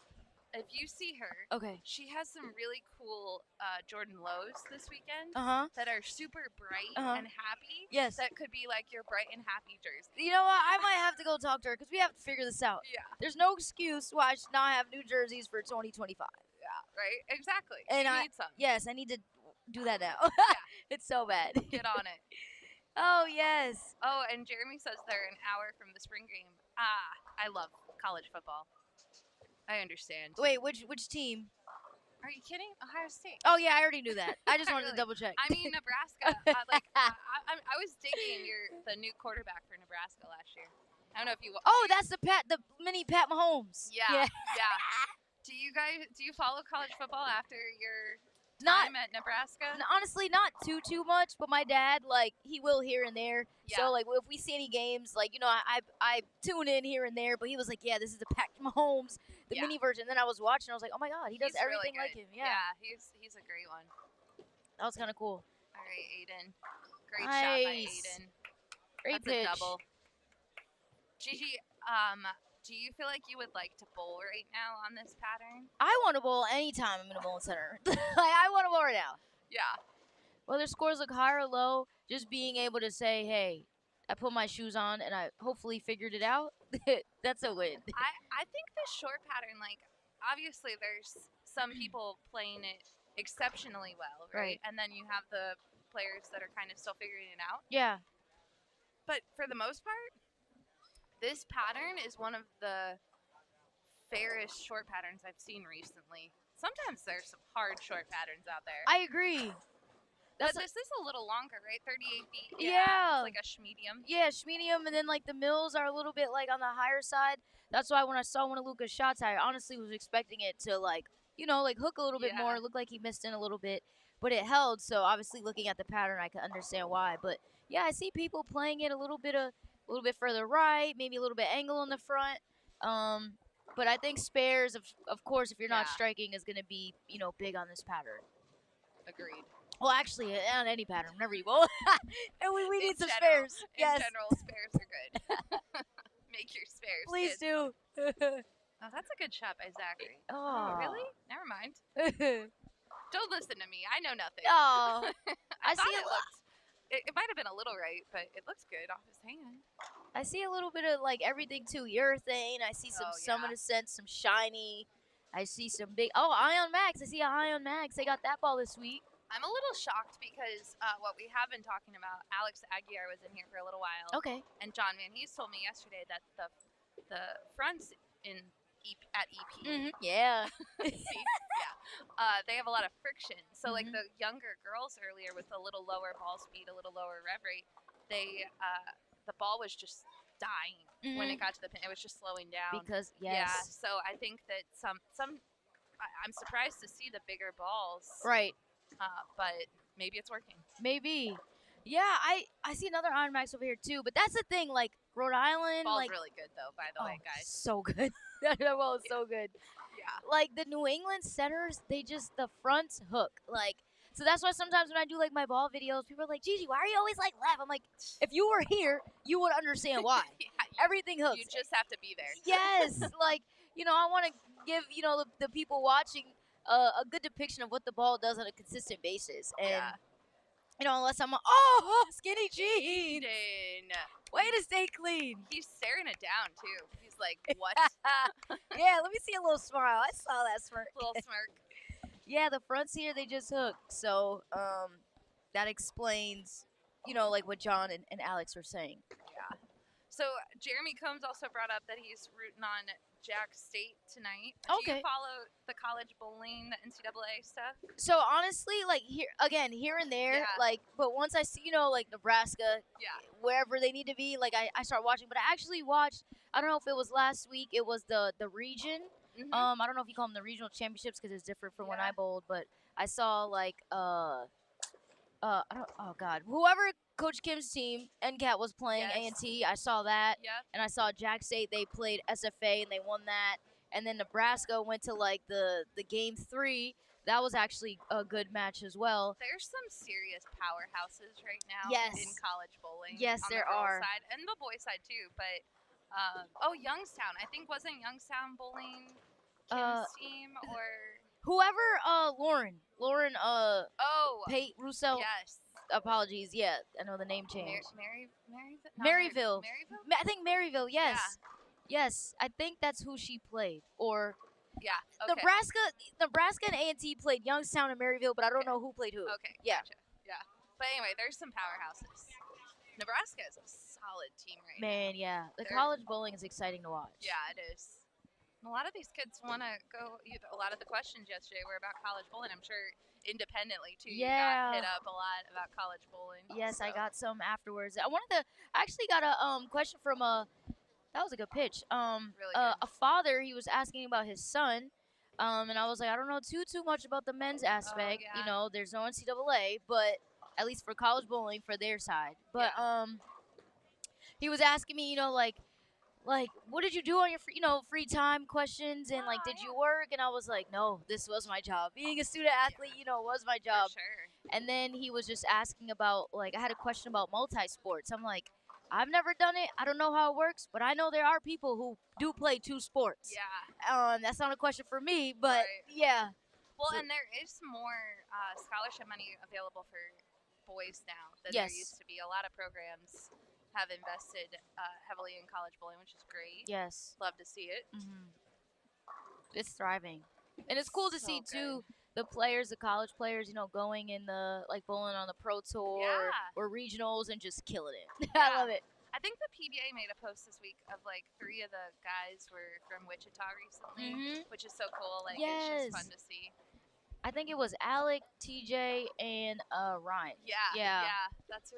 Yeah, exactly. I was like, I didn't go to Wichita, but W Wichita. Oh, roll that 2-pin. You're like Aiden's personal cheerleader. Man, you might need to follow Aiden all day. It's like every time I look up, he does something cool. Yeah, it's awesome. Hashtag cool week. Be cool. Hey, Noah. Be cool.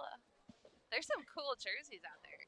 Man, Gigi, you gotta get your Cool Wick friends the Rhode Island hoodie that the kids are wearing, and the Lighthouse jersey down there. Wait, Look where? at that one. Davis currently is wearing one, but they're all over. There's a whale jersey. Like, why? Cool Wick, why don't I have one? Help me. We've had the same jerseys for 5 years. Yeah. No, that's my fault. yeah. Work with your buddy G. Come on. Yeah. Like, he even said, yeah, G, what are you doing? I said, you know what? You're right. I'm working on it. Oh, there's the lighthouse. That one? Yeah, that's that's pretty. Isn't it? Yeah. See, you can have that. I like Although that. this jacket screams Rhode Island. Yeah, it does. Little windbreaker. Yeah. Little spring vibe. Yeah. Make sure I had both on here. It looks like you're heading to Newport this afternoon. It's perfect for Newport, actually. Yeah, right? Guys, if you've never been to Rhode Island, Newport is like the touristy area, and it's touristy. very, very pretty. It's beautiful, yeah. People travel all over the world just to go to Newport. Yeah. My dad told me that because he works there. I was like, really? He's like, yeah. And they got the boats, the yacht. Oprah brings her boat, and she be there. I'm like, what the heck? Yeah. Does it Taylor Swift at our house? Yeah, she does. Yeah. Mm-hmm. Yeah, we went over there last year, and I was just kind of I didn't know what to expect. Yeah. Or 2 years ago when we were here. Yeah. Yeah. Didn't you guys go? Did you end up going to the tennis Hall of Fame thing? We did. That was so cool. It's so pretty there. It is. It's so pretty. I was surprised they had like they built a grass court in there. Like it was super cool. It's really nice. Yeah. That was a great pitch too. Jeez. Yeah, these kids are good. I hate when you throw it good and you get 9. It's not fair. Like, bowling's not fair. Bowling just makes me mad. But I show up every day. Right? Keep coming back. Well, you had a good story. I mean, some of these kids can appreciate it. Like, you know, we have a 5-game block, but total 15 games. Yes. You might have a rough block in there, but you don't want to give up. But you recently bowled a regional, and you were talking about how, like, you just had a really slow start and then just couldn't catch back up. Exactly. Yeah. And sometimes it happens that way. You know, I played the lanes. I think I got caught in a little trap. What I thought was going to work, it didn't. And by the time I made the move, but I got there slowly, and by the time I got there, you know, it was a little bit too late. I didn't have too many games after that to, you know, get my score back. But my score was trending in the right direction, which was great. I just had a lot of splits, which was not it. Yeah. But, you know, like, you just learn from it. And then you just come back to the next tournament, see if you could apply anything that you learned, and you keep going. Like, bowling, well, you really shouldn't quit at anything, but bowling is definitely one of those things. Like, you just never know when it's your day. So you just got to show up every day and just, do your best. Literally, that's all we can do every day is our best. Man, Jonathan, we see him every time we come to the Northeast, like New York, Connecticut. Or I'm pretty sure he's from Connecticut. Okay. And Jonathan, he keeps getting better and better every time I see him, right? Like you can just tell when they get a little more, when the bowlers get a little bigger, a little stronger, and then they get a little more power in their game, but not in like a powerful way. You know what I mean? Yeah, like, yeah. Their legs and core, and that's what I see with Jonathan. Like, just solid. You could just see the growth, and that's really cool that you say that, Blair, because yesterday when I was going around and like interviewing, you know, like the kids, like just talking whatever, those who wanted to be on camera, when I was done, I was like, you know, some of them, this is their second time like bowling it here or whatever the case may be. And I said it was really cool to see one of the girls, she was like, yeah, this is my second SYC because she bowled the one 2 years ago and bowled it here. And she's from Rhode Island or Mass. Yeah. And I was like, okay, so how do you feel like compared to the first one? She was like, you know, I feel a little bit more confident. I feel better. And I thought it was really cool just to see the growth, you know, in some of the players that I spoke to yesterday. Like, you could tell they look more confident. They feel confident. They feel like they've been here. They're excited to bowl. It's a different expectation. And, you know, that's all you can hope for. Like, every time you show up, you feel a little bit better than you did the first time you showed up. So that I thought that was really, really cool that they just Sorry, Gigi. No, it's okay. I had to tell the bowler. Sometimes I forget that they can't bowl with dead pins. Yeah, if you don't want to get any open frames or score penalties because of that. So and the last thing you want to do is leave a 10-pin and then you really have to wait. Exactly. And you're like, so it's like, anyway. I should have did that in the beginning. Yeah, exactly. But yeah, overall, just seeing them and how confident they are, and just to see the growth compared to, like, you know, other SYCs maybe that they bowled compared to now. It's really cool to see. Yeah, for sure. Great double by Jackson. Let me see. All right, here's your guy, Aiden. Come on. All right, man. You know what to do, Aiden. Stay clean. Yeah. Luca did get a nice messenger, though. He got did. the 10. That was nice. I promise you, everyone on this pair I'm rooting for. But every time I look up, Aiden just happens to be like bowling and do tripping, too, something yeah. cool. He's just got that. Come on. He's got that game. Don't disappoint me. He didn't. The pin just disappointed me. He did. He threw it great. It was a good shot. Yeah. Great pitch. Got a question. Is that Gavin? Gavin is to the left. Yes, Gavin is bowling. Sophie, welcome to the chat. Nice. He can max out for a 240. Solid. Nice. These kids are bowling. Man, I'm here for this. No kidding. Oh, Nathan made a ball change. Nice. That's solid. Oh, wait, Zachary, sorry. I think he does have maybe a brother. Oh, maybe not bowling here, but yeah, I get them. Yeah, okay. that's Zachary. Yeah, Yeah. sorry. I like his jersey too. That's another Oh, Rhode Island. come on, man. This is what I need. Gigi, you just need to talk to Gigi. I He need makes to. all of these designs, and he does it for every city we go to. So just tell him. He needs to just do this for me so that I don't have to do it and be 4 years behind. Cool Wick is the best. They're awesome. They are. I love them. I feel like Cool Wick matches my energy. Like, they're just They do. down to earth, laid back. Yeah. That's what I love. Yeah. Great shot. That was a great pitch. I like how they walk back so, like, just calm. Me, I know, I I'm can't just all even over the place tell. and celebrate. I know. So half the time I'm like, did you strike? I can't tell. Exactly. I need a little more. That was a great pitch. I see purple hammers. I see RST hyperdrive. By the way, that hyperdrive is amazing. I have heard that from a few people. It is. Yesterday, I asked a lot of the kids what they had in their arsenal, what they liked, and I Yeah. heard hyperdrive at least 5 times. Yeah. That ball is really good. I was telling Mike Real, right? Is that how you say his name? Yeah, Reali. Reali. Yeah. Oh wow, Luca. Oh, Your sad face. Right. Sad face back here too. He was asking me about the hyperdrive, and I was like, to be honest, before I looked at anything, numbers, like whatever, I just threw the ball, and I was like, I feel like it's asymmetrical. But when I looked, I was like, oh, it's an asim, and I was Yeah. like, it's just very smooth. That to Yeah. me, I would have never known, and it rolled like the symmetrical, but it goes with the pin so well. It's very smooth. Yeah, hyperdrive. We love that for you. Okay, To spare. so Luca celebrates as much as you do. Yes, Luca. Spare it up. Let's go clean the next 2 frames. Yeah, High five. hyperdrive is big right now. Attention star, people still love that one. That ball is great, and Luca just threw the attention star Yeah. actually. Ion Max. Yes. Oh, These balls are, oh man, they're so good. Max. Yeah. Equinox. Yes. People are loving That the recently Equinox. came out like Yeah. not too long ago. The attention star goes with me everywhere. Oh yeah. Yeah, and Never leave home without it. no, and I have a couple, but there's one that just I don't care how many games I have on it. That one goes with me everywhere. It's going. Yeah. It's not left behind. Such a good ball. Jackson Turkey here. Look at Jackson go. Yeah, man. Still got A lot on the board. Yeah. Jeez. I don't even want to jinx him. Yeah, no, I let me know, just I'm I did the math in my head. Like, let me stop too. talking. I know, that's what I did that earlier to someone. Oh, look at Ben Linares. He spared in the first frame, and he's going sheep.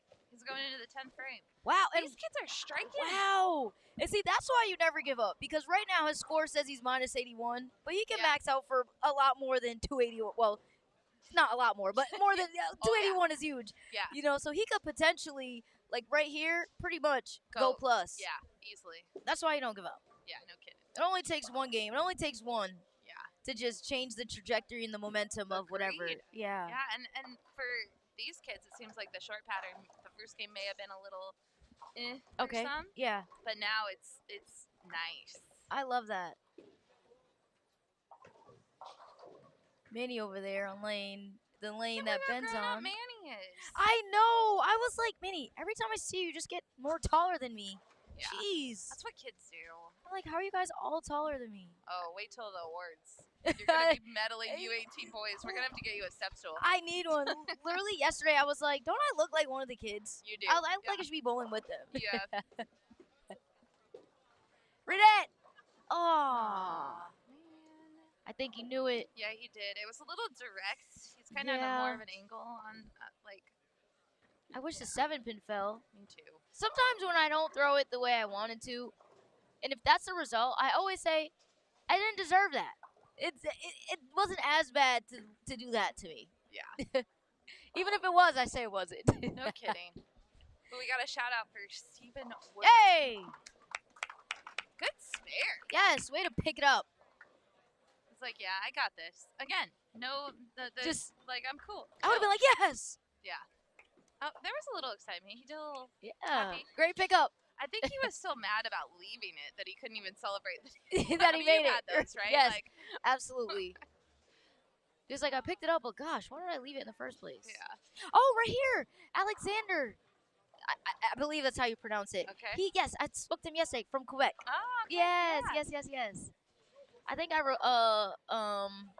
he's on the. I like recorded him whatever, and he was talking. Yeah. The vlog. Yeah. Yeah, the vlog. So yes. Where can people follow your vlog? Scores from like the next game. I think he was trying to write his scores down and they went away. You can get them from the front desk. Thank you. You know, you put headphones on and everyone thinks you're really official. I love that. I'm just like scores. Yeah. Yeah, front desk. Yeah. Where's Mike? I know, right? When the practice lights turned on, there were like 49 didn't turn on, and 3 people came here and told me, and I was like. Like, I don't got a walkie. I don't got, like, I'm good. Do you guys see everything that's in front of me right now? Yeah. I'm like, I am completely useless to you. And then the one parent was like, yeah, but you're really helpful to the people not here. And I'm like, true that. Yes, you are. Yeah. That was funny. All right, so Jackson here. Nice. That was a good shot by Zach. Double. Ooh. We love that. Yes. That was a nice ball change. Yeah. He went like back half was nice. This could be like a. Ooh, you thought it. I did. And you jinxed it. Man. Yeah. They're laughing at me. Ryan's laughing at me. He just looked at me and laughed at me. Aww. It's my commentary. I just am like. Sometimes when I bowl, people are like, "What are we gonna get? Like, celebrate anything?" I'm like, guys, I don't premeditate anything. Like, whatever I feel just comes out. When I'm watching, commentating, I just react to people's shots like I would mine. That was a great pitch. Zach. Yeah, that was good. So 191 for Mr. Zachary. Take that. Yes. That was a great ball change too. Yeah. Jackson spares. He'll be in the 250s. Wow. I would take that too. Me too. He's supposed to be like plus 100. Yeah. Nice. Oh, I don't know what Ben left. But hopefully it wasn't a 7-10. I see an 8-1. Oh, no. See, I jinxed him. 256. How did I jinx him from 3 pairs away? Ben, my bad. Oh. He's like, thanks, Blair. Right. Thanks for looking up and noticing my string. But that's still a great game. 256. Yeah. Put him in a little contention. Well, I don't know what the scores are looking like now, but just to get rid of a minus is always a good. Is this the last? Did they just finish? No, they have one more game. Oh, okay. They're bowling really fast, though. I'm so confused because, like, earlier it said the wrong game in the corner, but now it must say the right game. This is game 4? Yeah. Okay. Yeah, it was like game 3 when they were in game 2. I'm like, I don't think they're in game 3. Like, or game, I don't know. It was weird. Oh, I think I just saw Equinox go down the lane on 46. Ooh, Looks like it. Gigi, are you going to hang out for one more game? Yeah, I can do that. All right, so we are going to watch the final frames of this game. Let's do it. Take a short little break while people are switching games because Leanne put them on an adventurous skip procedure. Oh, today. okay. It's like skip 4, skip 3, skip 2, skip 1. So they're just dancing out here on the lanes. They're dancing. Yeah, they got to pay attention. Yes. I love this. Yeah. They're moving around. I just love how like more people are bowling. I think the SYC. I don't know if we sold out 2 years ago, but like this year, didn't we pretty much like sell out? Yeah, there's like a couple spots. Sorry, I'm like literally like vlogging like while me and Blair are in the booth, and this is great. There's a couple spots, but yeah, it didn't sell out the last time, but this time it did. It did sell out at one point, and then we couple people like dropped out. Injuries, Yeah, sickness, But yeah, stuff just happens week of. to see us. I'm telling you, because Rhode Island, we don't like. We have kids, but all these kids to come out and bowl like here, It's cool, right? yeah, it's cool. It means a lot to us. Probably, I think this is the biggest center in the state. There might be a Bolero. Shout out has, to EP. Yes, 2 sides, but yes, EP for sure. I If Aiden had picked that up, you would have lost your mind. I would have screamed. I would have took my headphones off, gave him a hug, and came back. If he let me. Oh yeah, he's cool. Aiden's a cool kid. There are a lot of cool kids though. Man. I just like the name Luca. Luca is a cool name. It's so like spare for Luca. Good job. See, look, I told you. Back half. Yeah. All right, Jackson ended up with 257. Aiden Watts 196. Open in the 10th. He's not happy. Zachary 191. Jonathan 214. Robert over here. Look at this. 240 over there. Potential for Robert. Oh. And then I just jinxed. You know, you're again. Never mind. 234, Robert. That you can blame that on me, Robert. I got you. I don't got anything for you, but I got you. Wow. I'll take the blame. See, and if I feel like this was maybe a little short pattern, yeah. I feel like it's a little bit, like, just when I see the distance 38, like, my mind instantly goes to, like, medium. Yeah. But, like, I feel like if maybe it was, like, a 36, 37, 35, maybe he gets that. I think he gets that. All right, Gigi, we're going to take a break, and we will be right back. Okay. I'm going to go get me my tea.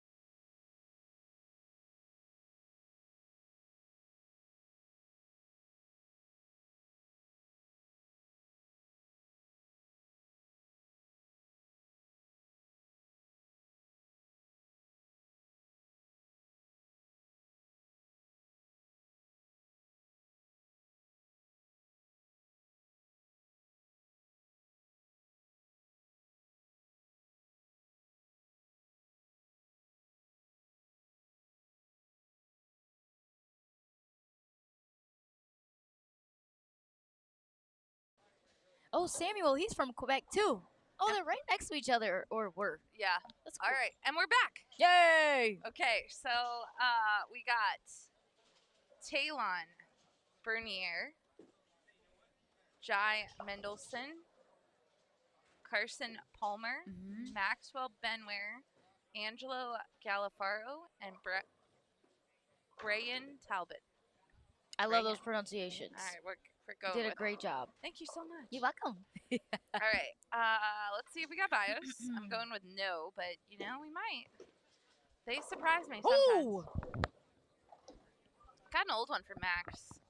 Max is from Keysville. He said, "Ball hold." He did. It did. He loves bowling at Hal Lane's Bones Training Center. He's bowled 10 plus SYCs. He's one of the youngest ever to bowl a 300 in New York. Really? Yep. I like fun facts like that. Me too. He's got some grandparents he loves saying hello to. Aw. Yeah, it's so fun when they say hi, grandparents, if you're watching. All right, Angelo. Angelo here. Galafaro is how you pronounce his last name. Oh!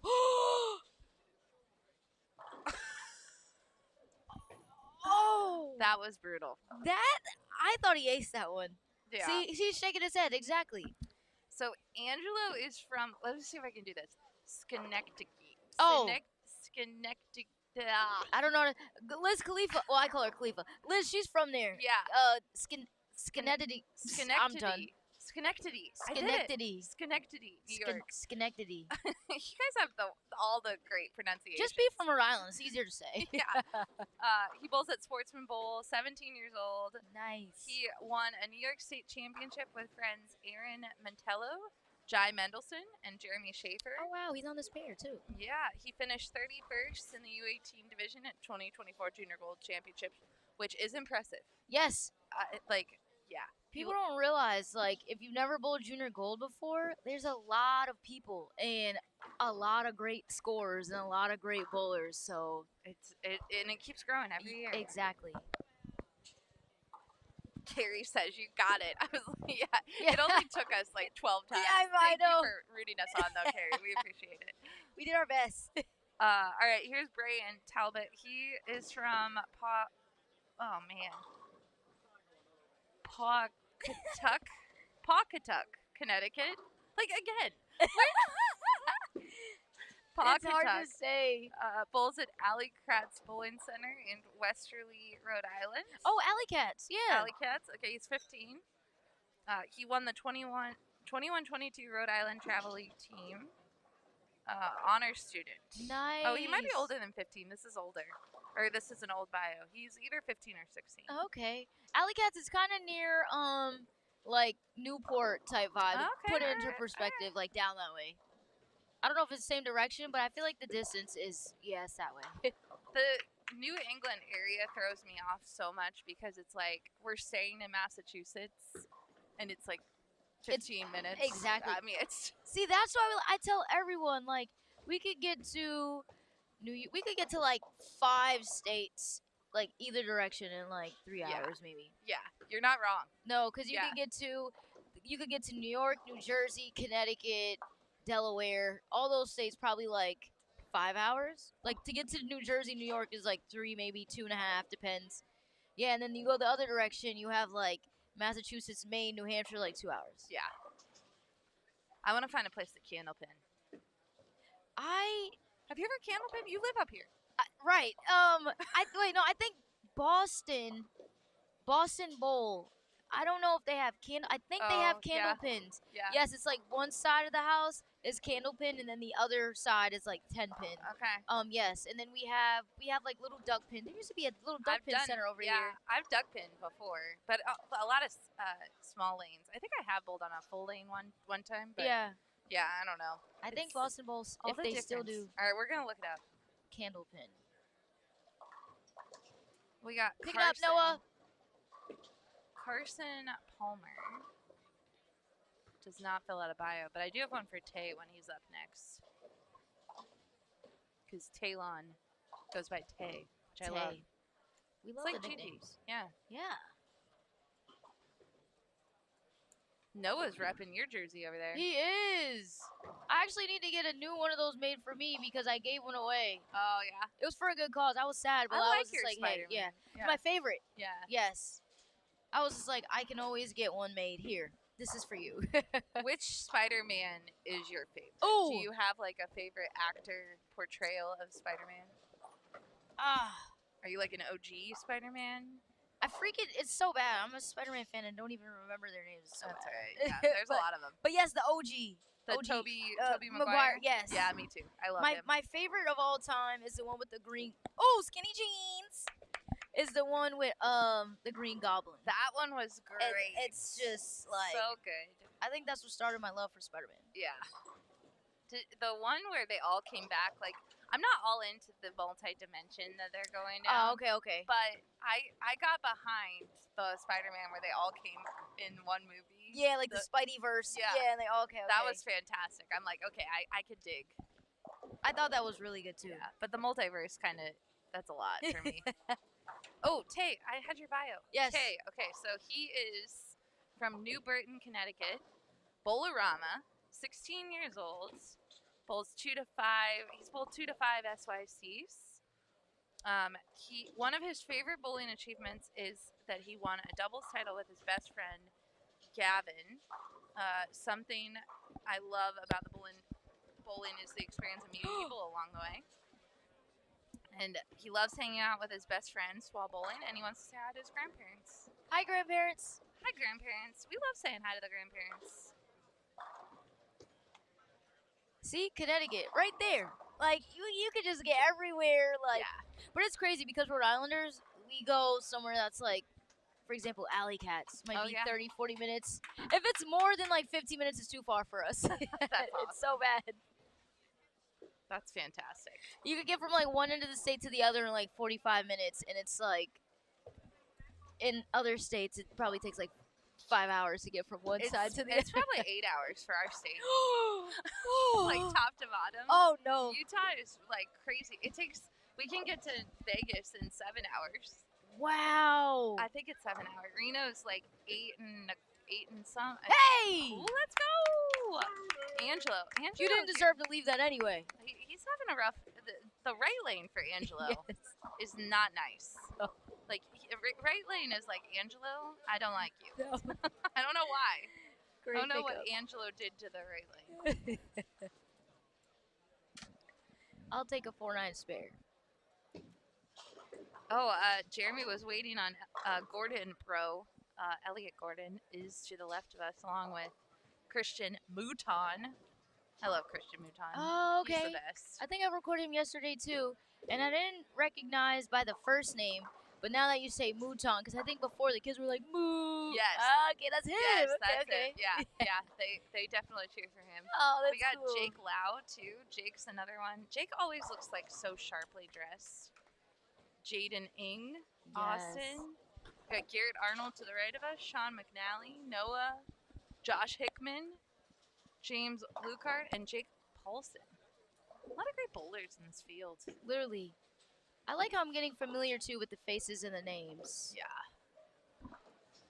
Garrett Arnold drilled up an identity this week. Ooh. That was a hard one to get. That ball looks good. Oh, well, Tay. Yeah, the identity. Yeah. Yeah. I just wanted to clarify. Yeah. Sorry. Did you Sorry, get Tay. one? Did you get an identity? Yes, it's not drilled yet, but I have one.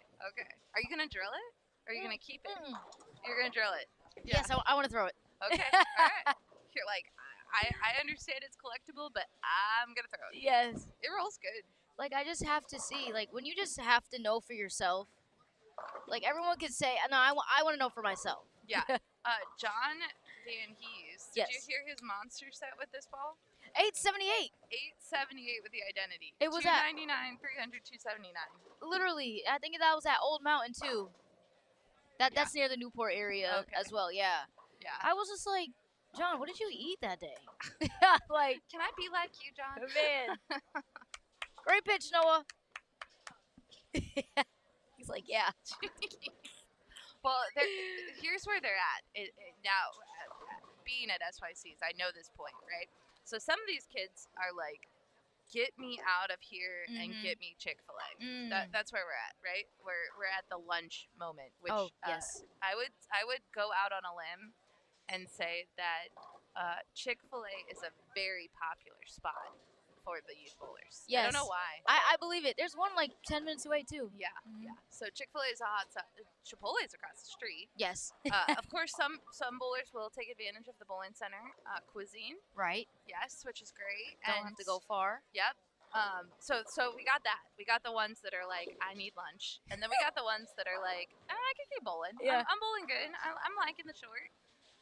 So you got that going on. Best of both worlds, and I've been in both situations. Yeah, right? Like you're starting the game and you're like, okay, I got 10 more frames. Yes. I can do this. Like, one frame at a time. Just try to be patient. I love it, right? If someone said in the chat, let's go RC3 for Raymond, that's a great nickname. Ray Sear was just here. He just left us. Oh, okay. He moved. Yeah. RC3. He was to the right, but I like the nickname. I like that. Yeah. Gives a nice ring to it. RC3. RC3. Yeah. And oh wow.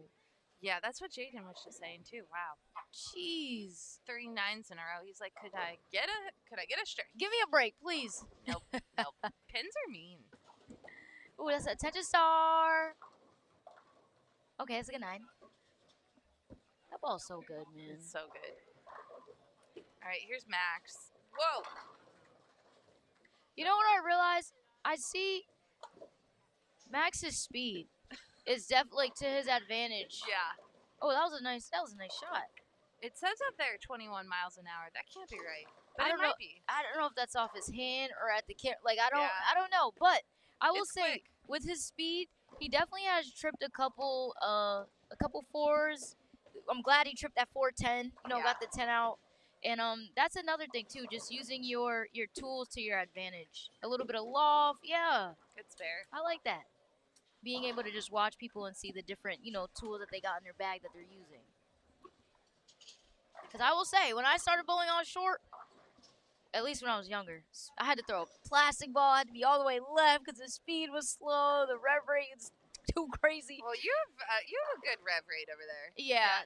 You put a little bit on the ball. So now it's better with my speed control. I can throw it a couple miles faster, which is very important on a short pattern. Yeah, for sure.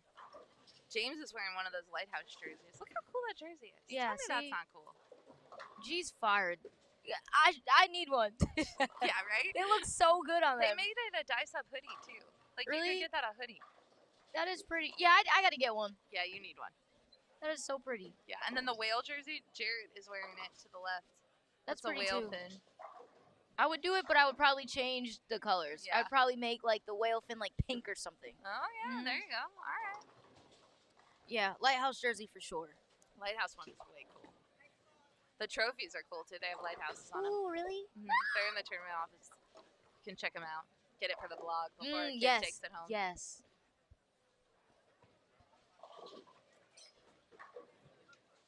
It's too cold this weekend to go see a lighthouse, though. Oh my gosh. What is going on? It snowed yesterday. It's raining today.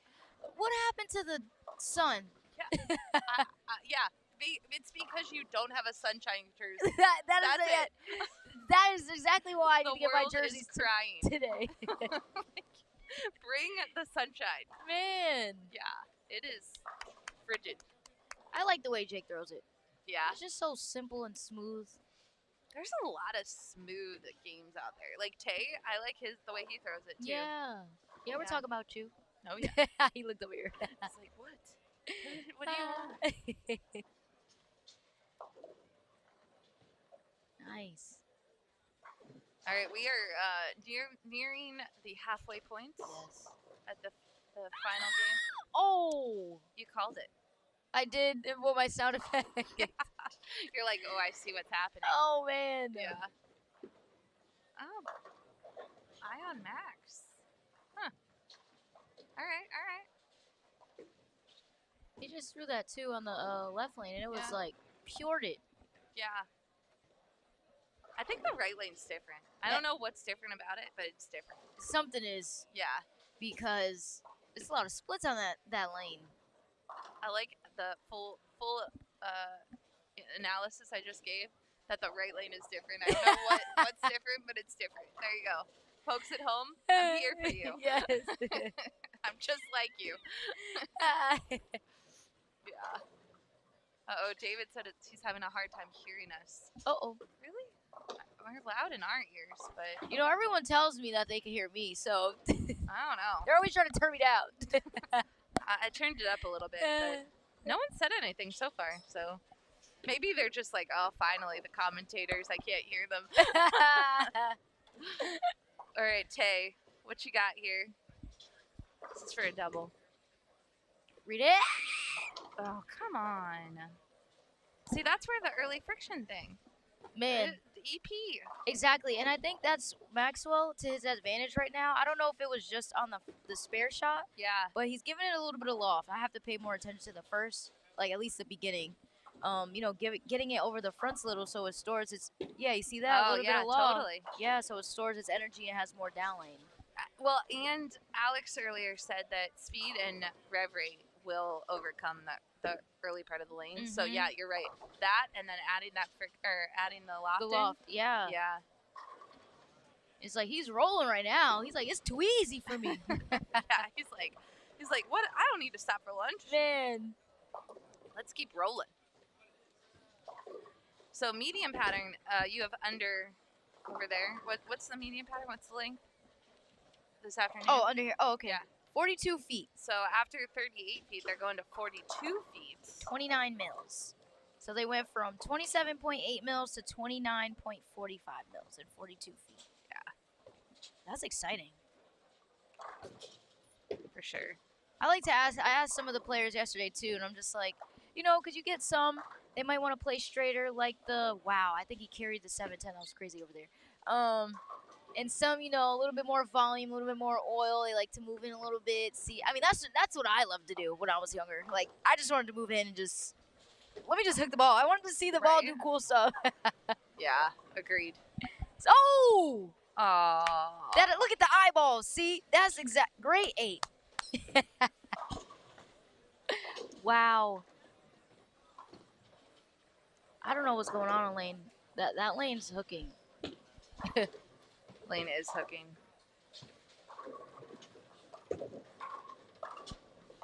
I don't know if it's hooking like early, and the ball's getting offline early, or just overall the lane just hooks more. I think the right lane it is just hooking more. Okay. Yeah, I think that's what we're seeing. Nice bear. But it's really interesting because the way that Leanne did the crosses at this, the skips at this event, we've had every age division on this pair. So we started with U15 girls. Nice. You're good. Sorry, I heard you. Sorry. It's okay. Oh, actually, I take that back. I don't think we've had U18 girls, but we've had U15 girls. Then we went U15 boys. Then U18. I'm sorry. Back up. U15 girls, U12 boys. Okay. U15 boys, U18 boys, and then more U18 boys. So we didn't have U18 girls and we didn't have U12 girls, but to the right they had U12 girls. So I think that's cool. The people watching get to see a little bit of everyone. Yeah, different age divisions. And just the breakdown. Like you're not gonna see. You have a mixture, right? Yeah, and that's actually very important that you say that, and definitely should be taken into consideration. You know, for sure. Yeah. All right, so Tay. Tay can just not get it to go. Dave, I see your comment. I don't know. No one said anything so far, so I'm not sure how. I'll look at it on the break and see if there's a way that I can lower the background noise, but it's just tricky. Bowling centers are tricky. This is a really big building, so the acoustics are, there's a lot of bowling noise.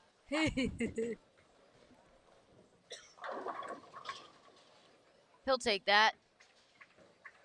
Oh, yeah, that lane hooks. Yes. It just hooks. Yeah. Wow. Make a little move. Yeah. Look at Jake. She's like, just. That's just Good. So beautiful. Jake Paulson there. Look folks. at that. No wonder why he has 5 in a row. All right, let's look up some scores. U18 boys before they break. So short, Joss Weems plus 142, Chance McLean plus 118, Jackson Beach plus 117, U15 boys. Oh, you know what? They're putting in scores, so never mind. Oh, they're entering them right now. Yeah, I'm not giving you any more updates. Ooh. So Bowl Metrics is where you can find the score updates, and our score runners, Deb and Mike Sinek, they're here this weekend. They are running, and they're getting the scores in like really quick, like 10 to 12 minutes after the game's done. They're gonna go over all the scores at the end, find any errors or anything, and then usually within the hour, it's like within the half hour. Yeah, they do a great job. Updated. Yeah. So you can check them on Bowl Metrics. Our next round begins at 2:30 p.m. in the afternoon. We're going to do some awards at 2 o'clock. Give some medals away to the worthy medalists. Hey. All right, here's Max. Let's see if he's keeping his little loft going. I think Christian saw that that's what Max was doing. Figured it out. Yeah, he's like, I'm going to loft it a little bit like I see Max doing. Oh. Wow. Yeah. You know what's crazy? Sometimes when I'm bowling, like, I forget that I can loft. I'm like, what's wrong with you? You can, like, you know. Yeah. It's definitely. Yeah. Wow. See, yeah. it's just, he's locked in. He didn't even like that one. No. Yeah. And he just got it over the fronts. Yes. He's good. He definitely has the lane figured out. He can definitely add to his score the next couple frames for sure. Yeah.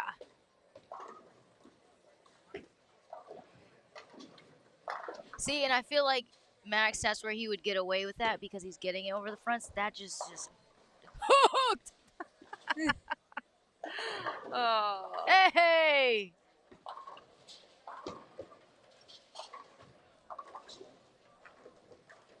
Sometimes one of the best things that you can do, straighter is great. Take the lane out of play. Straighter is yeah. This pattern when we were looking this morning, straighter was greater. Man. Yeah.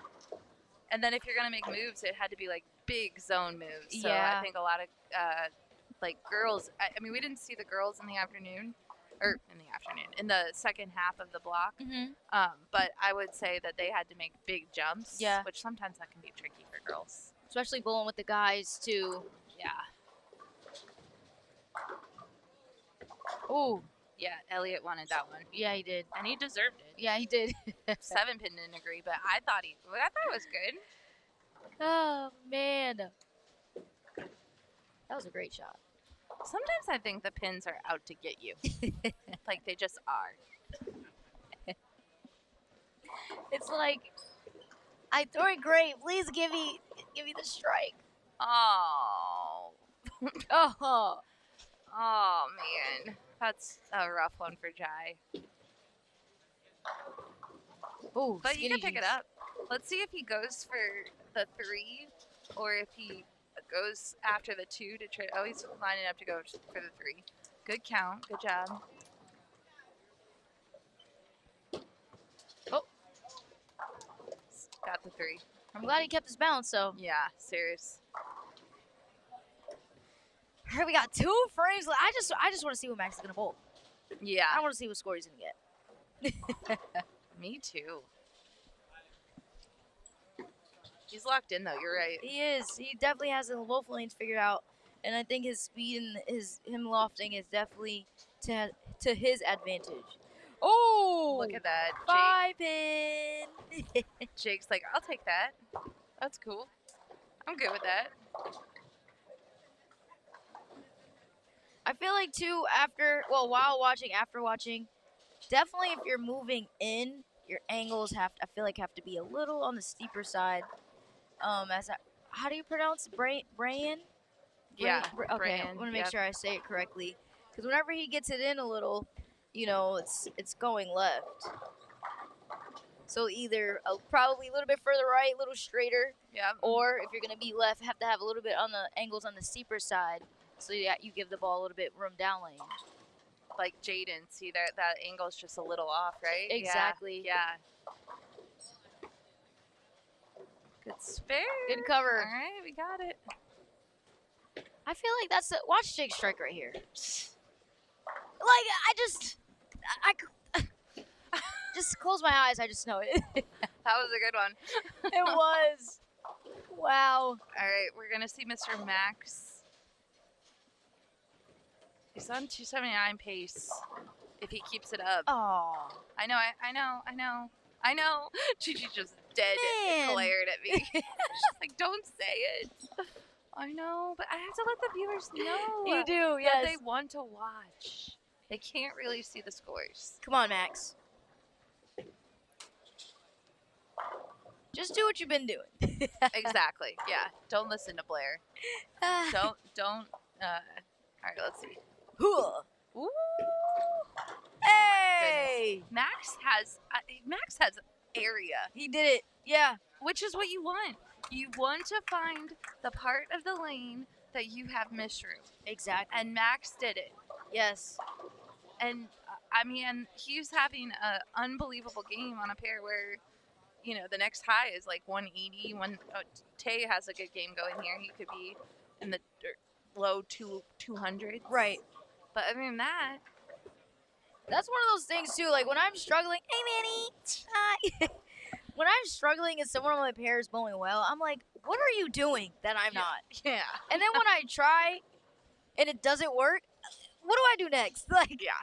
You know. So I think that's another thing for anyone listening, or maybe there's some kids listening. Go slowly, but yeah.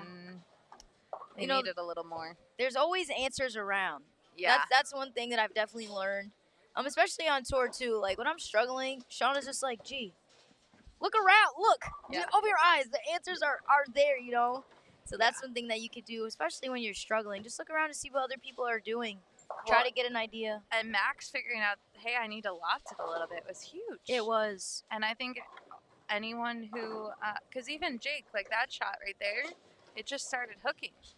And but I will say that what the kids are facing in this bowling center, anyone that's listening, what you're facing this weekend with this early friction is, I can't tell you how important it is to learn how to play center with early friction, right? Because you're going to experience it a lot. Yes.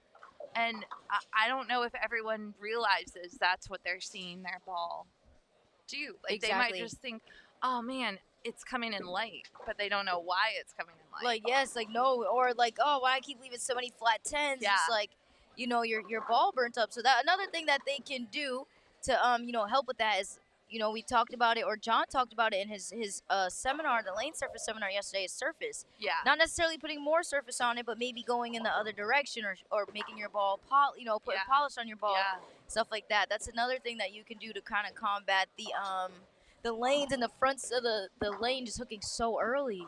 Yeah. So we want our ball to have energy down lane. We don't want it to go down lane and just puke, you know? Look at me.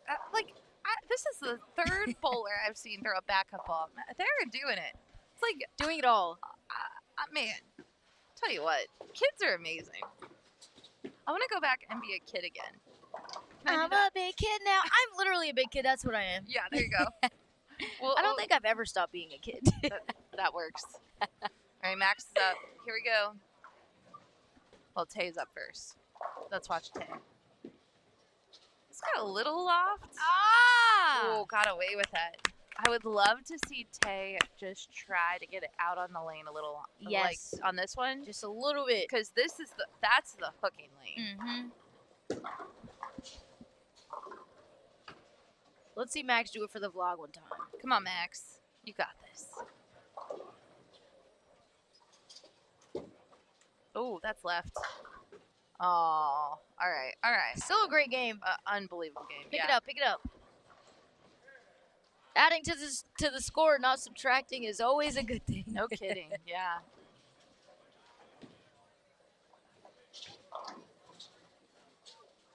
The lanes look like too. They're getting a little tricky. I know it's game 5 and they're pretty much done for this block, but they definitely look like they have gotten tricky. For sure. There's that in-between area where people aren't seeing their ball kind of do the right thing. That was huge. That was huge for Tay. Nice. Yeah. You can get to 211 now. Oh, Max. All right. Well, he still shot 244, which is really solid.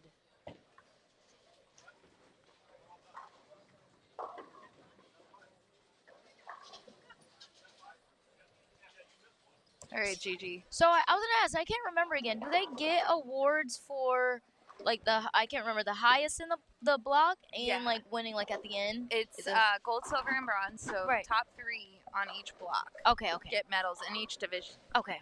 And then the top 3 again overall. And then the number 1 gets the trophy. Yes. And the banner and all the accolades that come all with the it. extra stuff that we want to all take home. Yeah. And if you see a gold banner in the building, I know you can't on camera, but if you're here and you're like, why are this banner gold? If you get 10 SYC titles, your banner turns gold. I see 2 of them. Yeah. No, 3. Yeah, so Gianna, who's bowling here, okay, she is the current record holder. Wow. She has 13 SYC titles. Jesus Christ.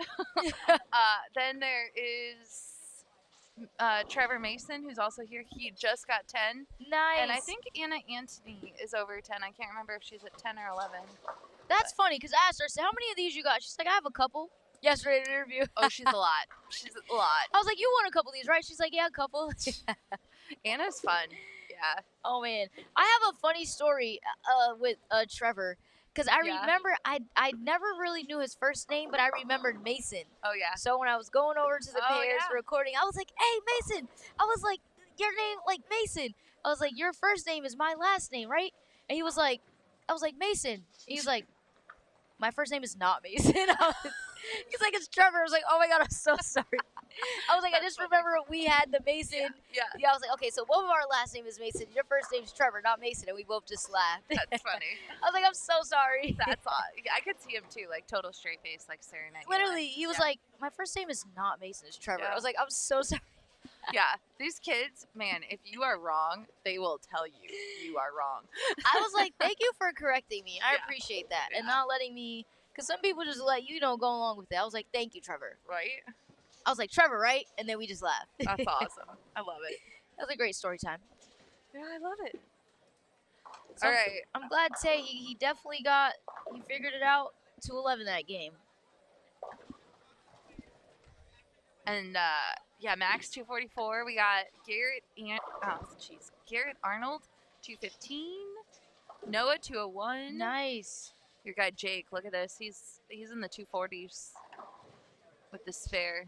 Obviously, he won in. Sometimes I want to know what do these kids like? What goes through their mind when they bowl? I want to know. Like, what do you think? Do you not think about bowling? Do you think about bowling? Oh, good question. Do you focus on? That's the question I have to ask. I'm gonna get it for the vlog. There you go. Yeah. I bet a lot of them, they've listened to so many seminars over the years that a lot of them probably are doing all the right things that we're not doing when we're bowling.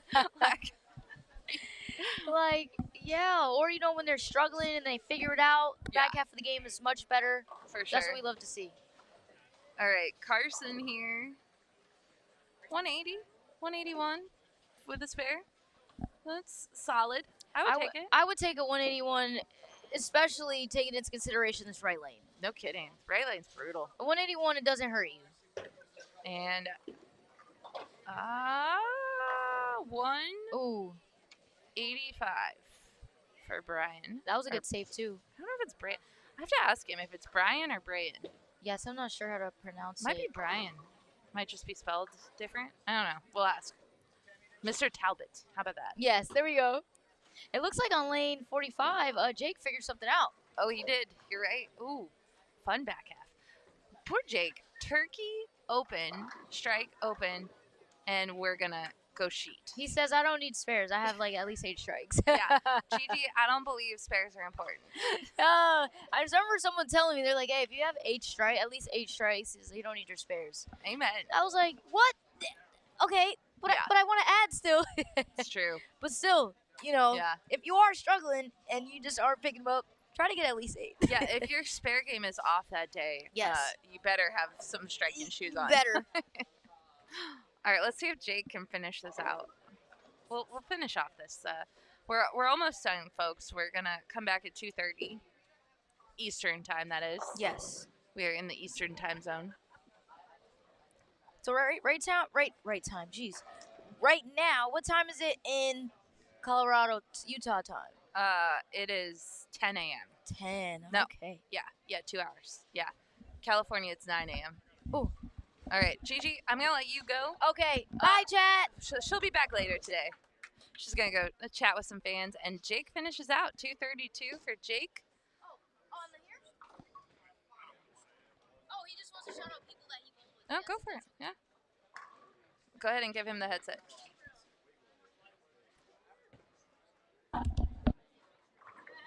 All right, we got Mr. Hickman here. What's up? Hello. How's it going? It's going good. I bowled kind of medium today, but I would like to shout out Sean McNally and Jake Paulson.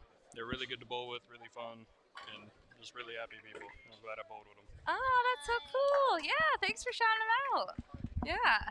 Yeah, look the rest of the way.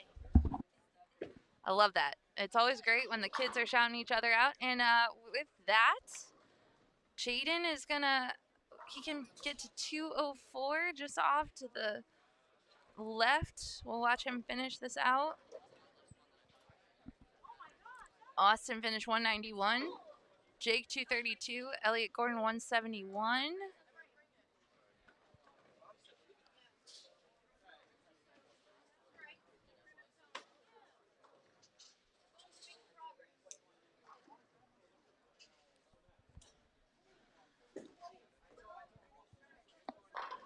It's a double for Jaden.